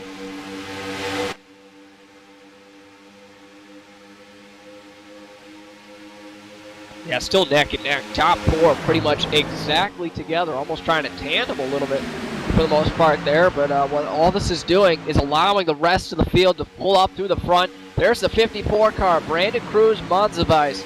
We talked to him during this race, and man, he had the pretty much perfect strategy. Laying back, staying out of the wrecks early on. He's now there, top 5, up front, 20 to go. Have to see, he's in a boat along with a lot of other guys here in that back outside. Top 5 here, Brendan McGee, and other guys as well just behind. They're here, they're up towards the front now. We'll see what they can do. And Brandon Cruz, he is a past winner here in the I've Got Ballz 250 as a big dive out of the 31 down the inside line. What a move out of Dylan Robert. I mean, I just told you about 10 minutes ago, watch out for that driver, and here he is, making his way up through the top 10. Back out in front, though, it's still Steven Wilson holding off Logan Crest, Sean Peleg. He's there. Wyatt Warner down the inside line underneath the 27. He's going to try to get underneath of Logan Crest. He's not going to quite be able to do it here as the sun is starting to peek back out. There's no question you have to have balls to win this race, and Dylan Roberts definitely showing some balls there. He made a 3-wide move, made it count, picked up 2 spots. He's just inside the top 10, making it work. He's working along with Brendan McGee, 94 McDonald's car. They're coming to the front, and I can tell you, Steve, these guys get there, they team up, they might just be able to take down this top 3. They've been dominating up front, but if newcomers can piece together, possibly draft together, it could be very interesting. Of course, catching somebody is one thing, and passing is another. And then we can't let it out of the back of our minds either that we might have fuel strategy there as someone loses it down to the inside. I'm not sure who that was. I think it was the 5 of Jim Ott. Yeah, it was Jim Ott. He was able to save it, loses a ton of spots, but back on the speedway, so we stay green.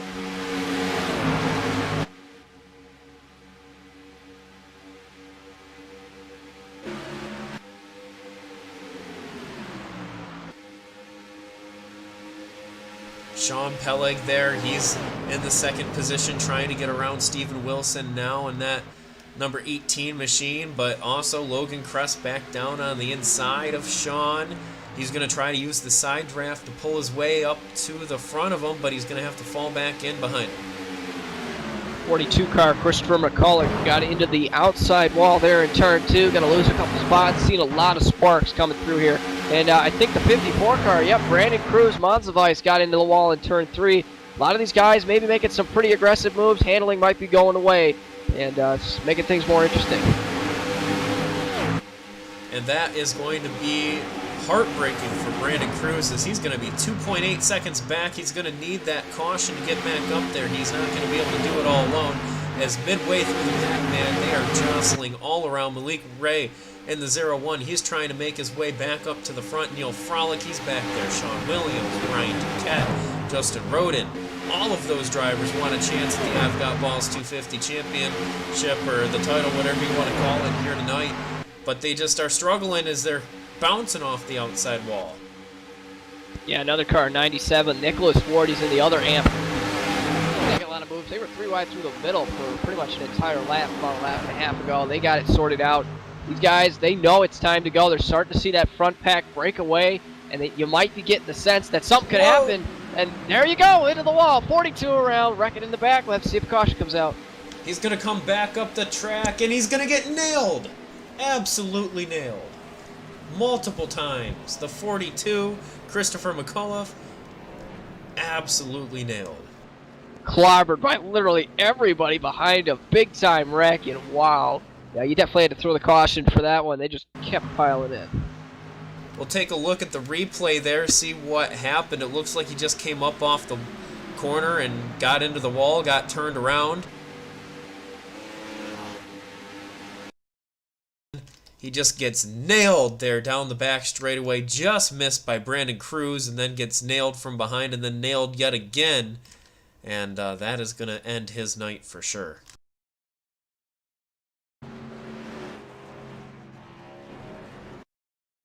Yeah, that whole sequence of events in those last couple laps, just tough break for some of these guys. They're making moves, they're being aggressive. They got themselves into the top 10 or so, and then the handling just kind of all of a sudden goes away. And some guys get in the wall. In other cases, there, 42 got spun around. Just it's crunch time. These guys are seeing the laps wind down. They're trying to make things happen that they haven't done before, and it's usually what we see at the end of these things. Just a lot of moves, some work, and those right there did not.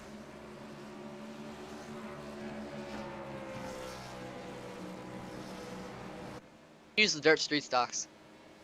And Shane, I'm going to give you a ring in, I do believe, with Wyatt Warner there in the number 2 machine as we're getting ready to come down pit road. Yeah, Wyatt, want to talk to you real quick, even though you're coming down pit road. That 2 Chevrolet's definitely been freaky fast tonight. How do you feel here in the closing laps? What do you think you got to do to win this thing? Well, I think we definitely have a car to win. Got to work on this faster pair here, get my damage fixed after hitting that wall. But this freaky fast Chevrolet is looking good, and I think we'll get a good position at the end of the race. Sounds good. Compared to how the race started, how are the cars handling now? Because we've got the dynamic tracks, we've got the dynamic weather, we've seen the sun pop in and out. How's your car handling now, and have you been seeing any differences throughout the race? Personally, I feel my car is a little bit tighter, although that might just be my driving style. But I mean, props to iRacing for the change in track and weather and stuff. But yeah, it's kind of tough to notice. I haven't really been paying too much attention about the track, more about my competition. But yeah, I really applaud their job on it. Definitely, for sure. And coming down to the closing laps here, what do you think's going to happen? And see you're back there around 5th or so. What do you think you got to do to make it happen? I'm gonna have to work with the fastest line. The draft is very, very, very strong here today. So. Sounds good. Well, thanks for talking with us, Wyatt. Best of luck here in the closing laps. Anytime, guys.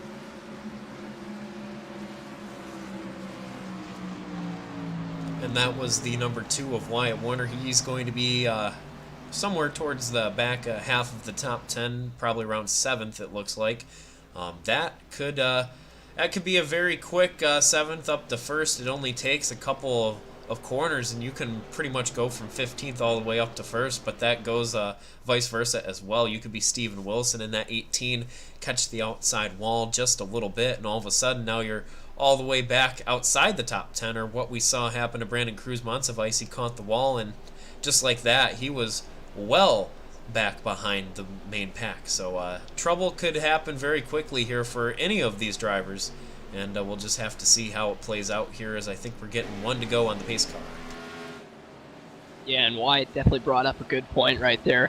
The draft is fast tonight. There's no questions about that. Everything is at an accelerated pace, which makes sense. These guys are going 240, almost 250 miles an hour on new tires. Everything just happens so much faster.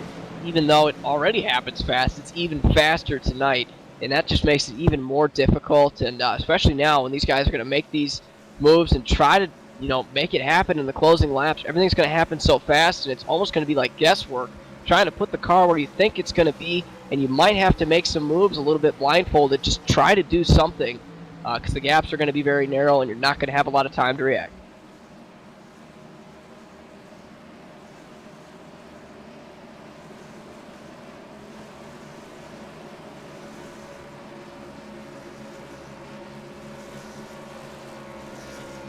And unfortunately, the replays here have been tough for us on our side. For some reason, some of the cars just, once they get off the screen, are not rendering. So unfortunately, some of the replays have not been able to actually showcase what has happened, unfortunately.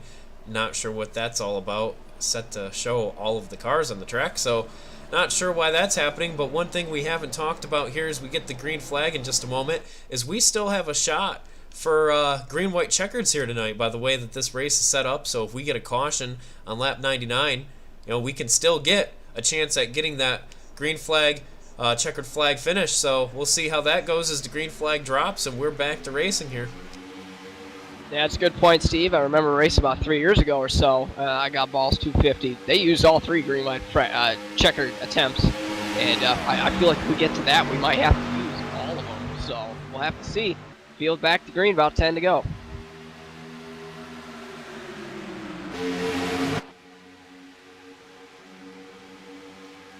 As the field comes down the back straightaway, Steven Wilson, Logan Crest duking it out yet again. A very common picture we've seen up front as they get really high. Steven Wilson dropping like a rock, and we've got drivers in the outside wall. Yeah, Femiola slams the wall. Also, Brennan McGee just completely obliterates the wall. I don't know what's going on. That outside lane, all of a sudden, no speed, no grip.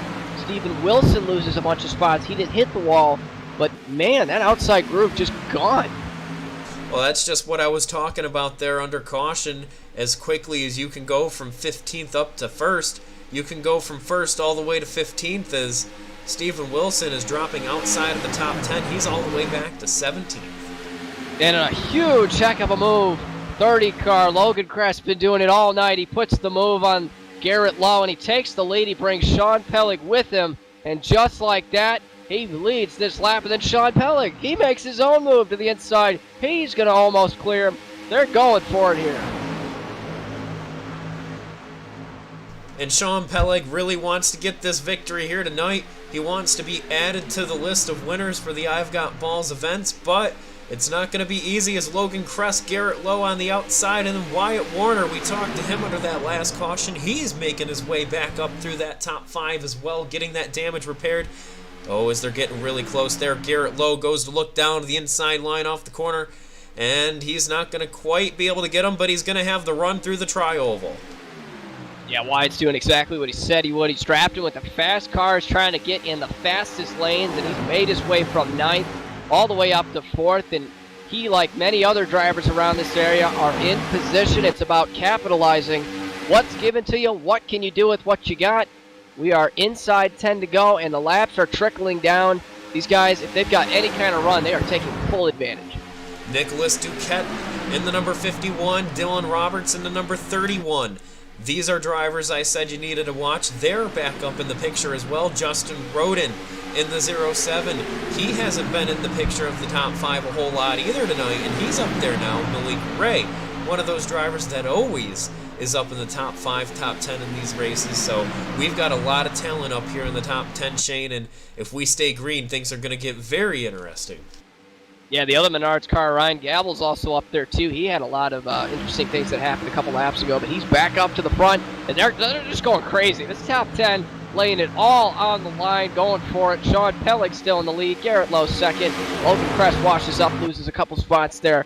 They're going to go for it to the very end, that's for sure. And this is the hardest we've seen these guys up towards the top 10 push all night long, and they're running some incredible laps, faster than their qualifying laps by almost 2 seconds. And then you've got these guys, they're doing everything. They're working the side draft, they're cutting in 3 wide, using the sucker hole. They're doing everything they can, trying to make up these spots to be there by the time they need to be on lap 99 coming to 100. Crazy separation there. Garrett Lowe just hooked on the back of Sean Pellig. They got almost half a second's worth of a gap. down the backstretch, that quickly closes up. But that'll be interesting to see if we get into a situation on the final lap, if someone can kind of push themselves out front and make it a two-car race. We'll have to see, but that gap closed so fast that you almost got to just make sure you defend.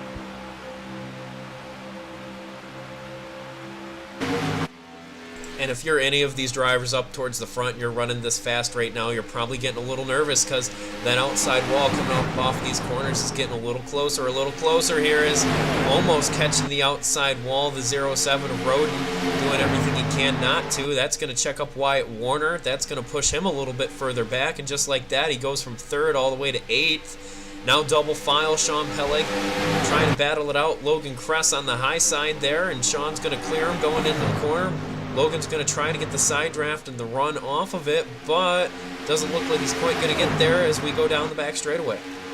The biggest question I've got right now, and this might come down to it, turn 4, been a big problem all night. Can somebody make a pass in the final lap on the outside lane coming out of 4 and not hit the wall? I think if you could do that, you might win this race, but that has been almost impossible tonight. You see everybody going for that inside lane right there. That inside, you have to be there. That's where the grip is. It's going to be interesting to see. It's almost a big block. Garrett Lowe almost loses it. Hangs on, he's wheeling and trying to keep that lead. And I think you're exactly right there. Is you got to be able to make the pass and hold it. As Duquette almost gets himself in a lot of trouble there, catching the outside wall through the middle of 1 and 2. Yeah, they're pinballing off the wall there on the outside, just trying to make it count. I mean, hey, you might as well send it at this point. You got nothing to lose. That 51 car coming to the front. He takes 2nd. He's got the run. Can he make it stick? And then here comes Logan Kress yet again on the outside. Oh, contact with Sean Pellig. Sean's going to get to the apron. Can he corral it? He's going to lose a lot of momentum. Nonetheless, he keeps it going. Guys get into the wall, just bouncing off of each other. Wyatt gets loose. He nails the wall. Craziness. And big check up there. Wyatt Warner is into the outside wall. He's getting hit again. He almost goes around, but we stay green. We keep it straight somehow. Nicholas Ford pulls a Kyle Busch, gets in the apron, sparks it up, and saves it. These guys are still going straight, and we are coming to what I believe is the final lap. Yeah, we stay green, and we're coming to the white flag this time by. Coming to 1 to go. Garrett Lowe's your leader. Make a note, 51 car in position, gonna make the move to the outside. Nicholas Doucette, he's here, he's ready to go, and it's showtime. Coming down the back straightaway, Duquette's on the outside, Garrett Lowe's on the inside. You've got Logan Kress, Malik Ray right there. That's a ton of talent. They know how to make this final move here. Are they going to be able to do it? It's the question. Here comes Kress to the inside, 3 wide through 3 and 4. 3 wide as they head into 3. They're keeping it going. 51's going to lose the momentum on the outside. They're going to stay 2 wide. Logan Kress going to shut the door. Can they make it work? Kress blocking all over guys through the apron. It's going to be Logan Kress. Makes it count. He's going to win tonight's I Got Ballz 250. They're still wrecking. Man, Steve, what a finish. Oh, as they're wrecking all the way down into turn 1. Let's take another look at that coming through 3 and 4. Logan Kress was on the inside. You've got the 6 of Garrett Lowe in the middle. And man, Shane, you just saw those guys going everywhere. And who was that cut all the way through the grass trying to make the pass? I think that was the Menards car, Malik Ray. I think he just said, you know what, I can't do it on the speedway. I'm going to cut it through the center, and got a little loose there, lost some speed. That cost him some time, but hey, you can't fault the effort. But Logan Kress, man, he's just been wielded all night, bounced off the wall a couple times, but on that final lap, he made it count.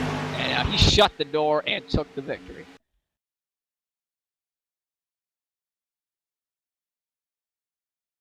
Absolutely incredible. And what a slide through the grass that was for Malik. Yeah, and after that, just extreme chaos pursues. A ton of guys just piling in the finish. That was definitely crazy. This is a heck of a finish. It always happens every year for the I Got Ballz 250. We see just a lot of stuff happen late, and a lot of guys kind of sideways. I think Nicholas Doucette finished spinning across the front finish line. Now there was no control for sure there, but yeah, that was quite the race. And the results are on the screen. Logan Kress gets the win there. You saw it by less than a tenth of a second. Malik Ray gets third. Justin Roden fourth. Nicholas Duquette fifth. Dylan Robertson sixth. Sean Peleg seventh. Ryan Gavel. Sean Williams. Brooks Westfall. A lot of those drivers that we thought might have been able to get the win quickly fell outside of the top 10 after catching the outside wall and losing their speed, Shane. Oh, yeah, and that final lap, it's all about momentum. It's all about staying in the draft. You have to be in position, and for some of those guys, they just got too far back. They couldn't make anything happen, and they just had to, make some extreme moves, and just didn't work out. And guys like Logan Kress, Garrett Lowe, they proved tonight if you can run up front for the most part and know what you're doing at the late stages, you're in position. It's all about just capitalizing. And for Logan Kress, he just had to shut the door off turn 4 there, and that was pretty much it.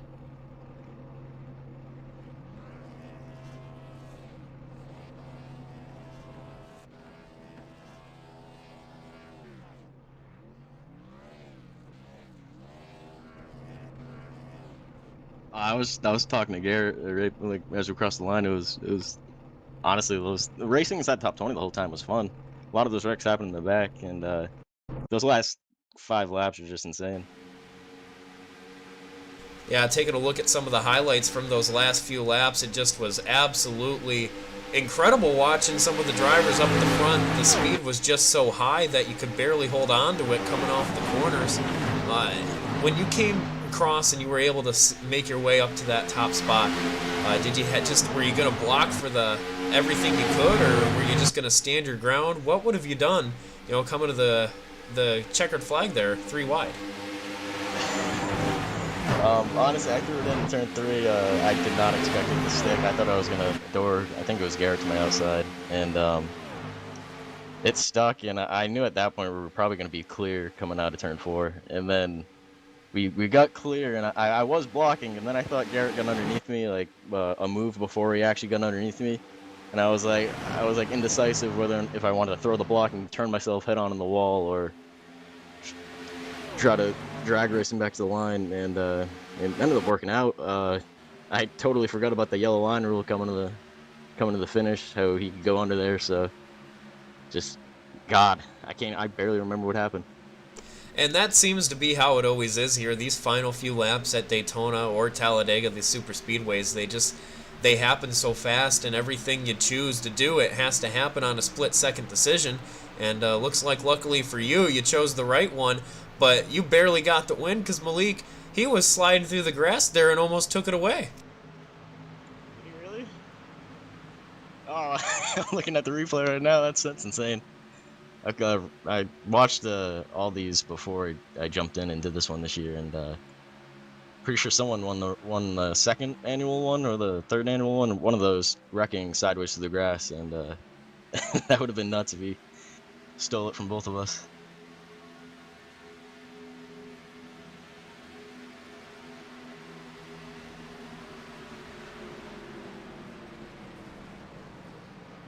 Honestly, did everybody in the top 20 most of the race? It was fun. Next year may be invite only, so that race should be pretty good. But yeah, just everyone. Brandon for putting everything on. Yeah, that's pretty much it.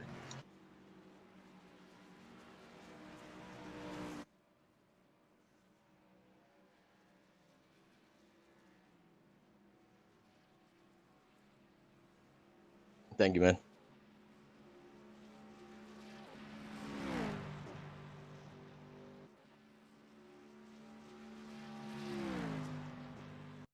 Yeah, we're here with Nick, and man, talk me through those last couple of laps, especially coming into 3 and 4. You had a chance in the outside, and that was just a crazy finish. That was pretty crazy. I mean, it was. By the way, sorry if you guys can't hardly understand me. I'm kind of under the weather, but no, that was a great race. I mean, I started up front, got a bunch of incidents. Don't know how I managed to not have my car killed a bunch of times. I think I tried to save my fast repair for the end of the race, and then I ended up having about 2.5 minutes worth of repair throughout the whole race to my car, and then around lap 70, I finally decided that I had to try to make some moves, so I used my last repair and tried to make my way through the field. But those last 5 laps were just amazing. I knew I couldn't go down low because I knew I'd be freight trained if I went to the low side, so I just kept on trying to make some passes to the high side. And it was a crazy finish. I'm surprised Logan made it stick on the bottom on the last lap. That was a great move by him. Yeah, we just got done talking to him, and he didn't even know how he made it stick. It was just crazy. But yeah, I mean, you did a really good job there, especially like you said, those last 5 laps. You put yourself in position and almost made it happen. That was just crazy coming to the end. How was the draft for you tonight? Because I know a lot of guys talked about how they wanted to be with the fastest car in the fastest lane, and we saw tonight the outside was just such atrocious to be in sometimes. A lot of guys hitting the wall, but how was it out there for you, and how'd you think the race was overall? Well, to be honest, I really don't like these cars too much. I didn't really like the setup, to be honest, but I mean, it made for a great race. The draft was incredible. The suck up was absolutely incredible as well. It made for some great racing. I personally liked it because I was able to shoot past a couple of or quite a few guys actually. But yeah, coming towards the white flag on the final lap, I had my teammate Garrett in front of me, and I didn't know if I should make my move then or wait for the backstretch. But I had such a huge run. Chris had given me a good bump off of turn 4 that I knew I had to try to make my move then, or I might not have another opportunity. For sure, and you were still able to get a pretty good finish tonight.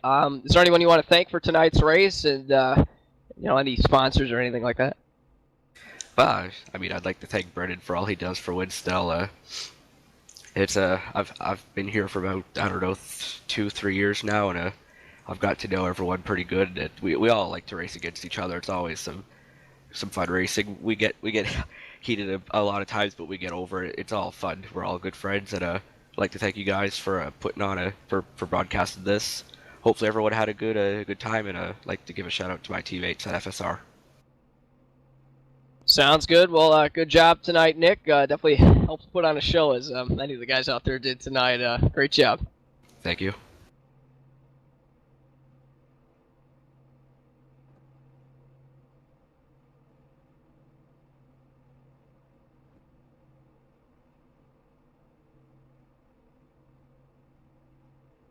Yeah, I got you.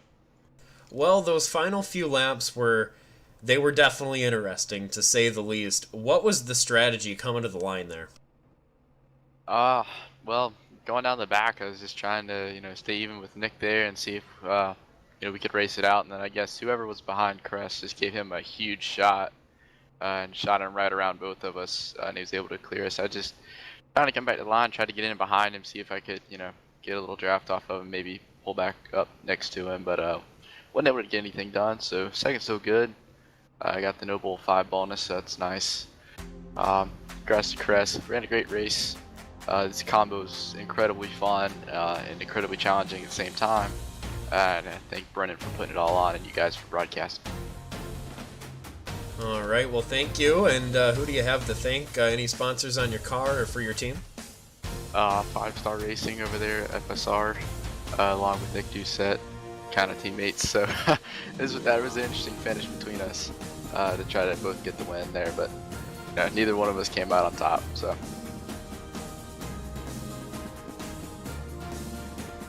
thanks, guys.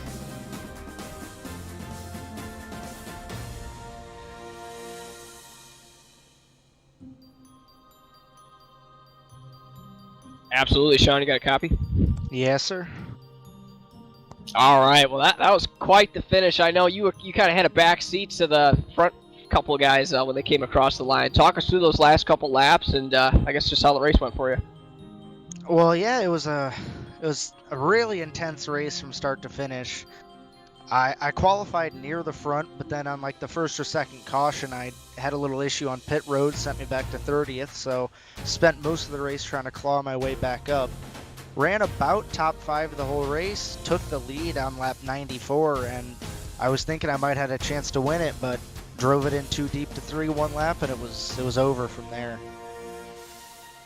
Yeah, we definitely saw a lot of that tonight, especially in the outside groove. I don't know what it was, but that outside groove, anybody tried to make a pass, it just seems like they would get into the wall. How was the outside for you, and did you notice anything weird with the draft that kind of caused that weird handling? Yeah, the track on the top didn't have a lot of grip, and if you got the line just right, you could throw it in there. But you had to get out of the gas a lot to make the corner, but if you took just a little bit too much speed, there was no way you were going to keep it out of the fence. And once you're in it, you're not getting out of it until you wreck. Yeah, for sure. And it was, we saw a lot of that tonight, and it was really crazy. Able to make it work to the end, though. You're still able to salvage a pretty good finish there. How do you feel about that, and any sponsors or teammates to thank? Yeah, obviously, I'm not too happy with it after running top 2, top 3 in the lead for the last few laps, but better than wrecking out like I normally do in these big races. Just like to thank Jose Salas, Dylan Roberts, Aaron Smith, Ryan Doucette, all those guys, great guys, and big thanks to Brennan McGee for putting on this race. Really a lot of fun. Oh yeah, absolutely was a great race, especially to the end, and thanks again, Sean, for talking to us. Thank you.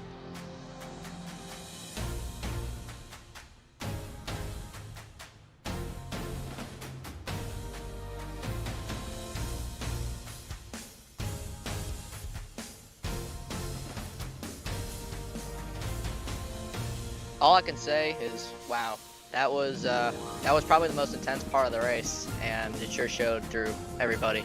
But I wish we would have been able to keep a little more steady throughout those final few laps. Maybe be able to get everybody back to the final lap without any damage. But you win some, you lose some, and I guess we were in the wrong place at the wrong time for that. Yeah, for a race that started out a number of quick cautions, it really did get progressively more and more exciting. As a driver, though, what was the strategy? We talked about it a little bit, just choosing the faster lane, but eventually you started not having options in the lane that you chose because you just got stuck in line and it was a rolling roadblock in front of you. Yeah, I was one of those guys who was stuck on the inside a lot this race, and it was all right. Both lanes are definitely able to be used properly. You can maintain your speed and your pace. But, the high lane, in my opinion, towards the end, started to get a little tighter, and that's where I was running towards the end, and everybody was starting to hit the wall, and I guess the track just changed over time. And I think that's one of the most interesting parts, and you really got to tip your hat to iRacing to adding the dynamic tracks, the dynamic weather, and how they all interact with one another. It's definitely added a whole new layer of action and I guess you could call it excitement to the iRacing service, and more realism, of course, and that's the goal. So definitely great race out there, and overall, you might not have come away with the victory winnings, but hey, it was a great race nonetheless. It definitely was. Thank you for having me.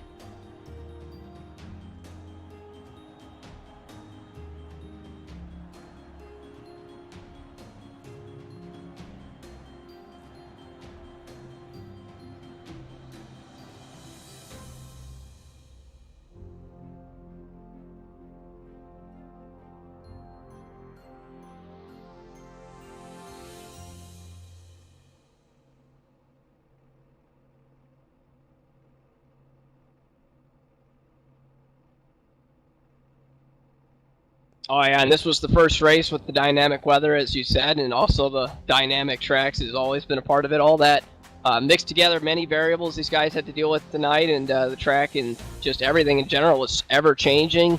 And the extreme speeds we saw, 250 miles an hour almost, made for an incredibly fun event. We'll have to see what the future holds, but one thing's for sure, we always enjoy doing this event, and the I Got Ballz 250 still stands today as an event where you got to go out there and show some balls to win, and Logan Kress definitely did that. Yes, he did, Shane. Well, for everybody here at Checkered Flag Interactive, thank you for tuning in tonight yet again for the 7th annual I've Got Ballz 250 here on iRacing. It was a great race, and we will see you next time.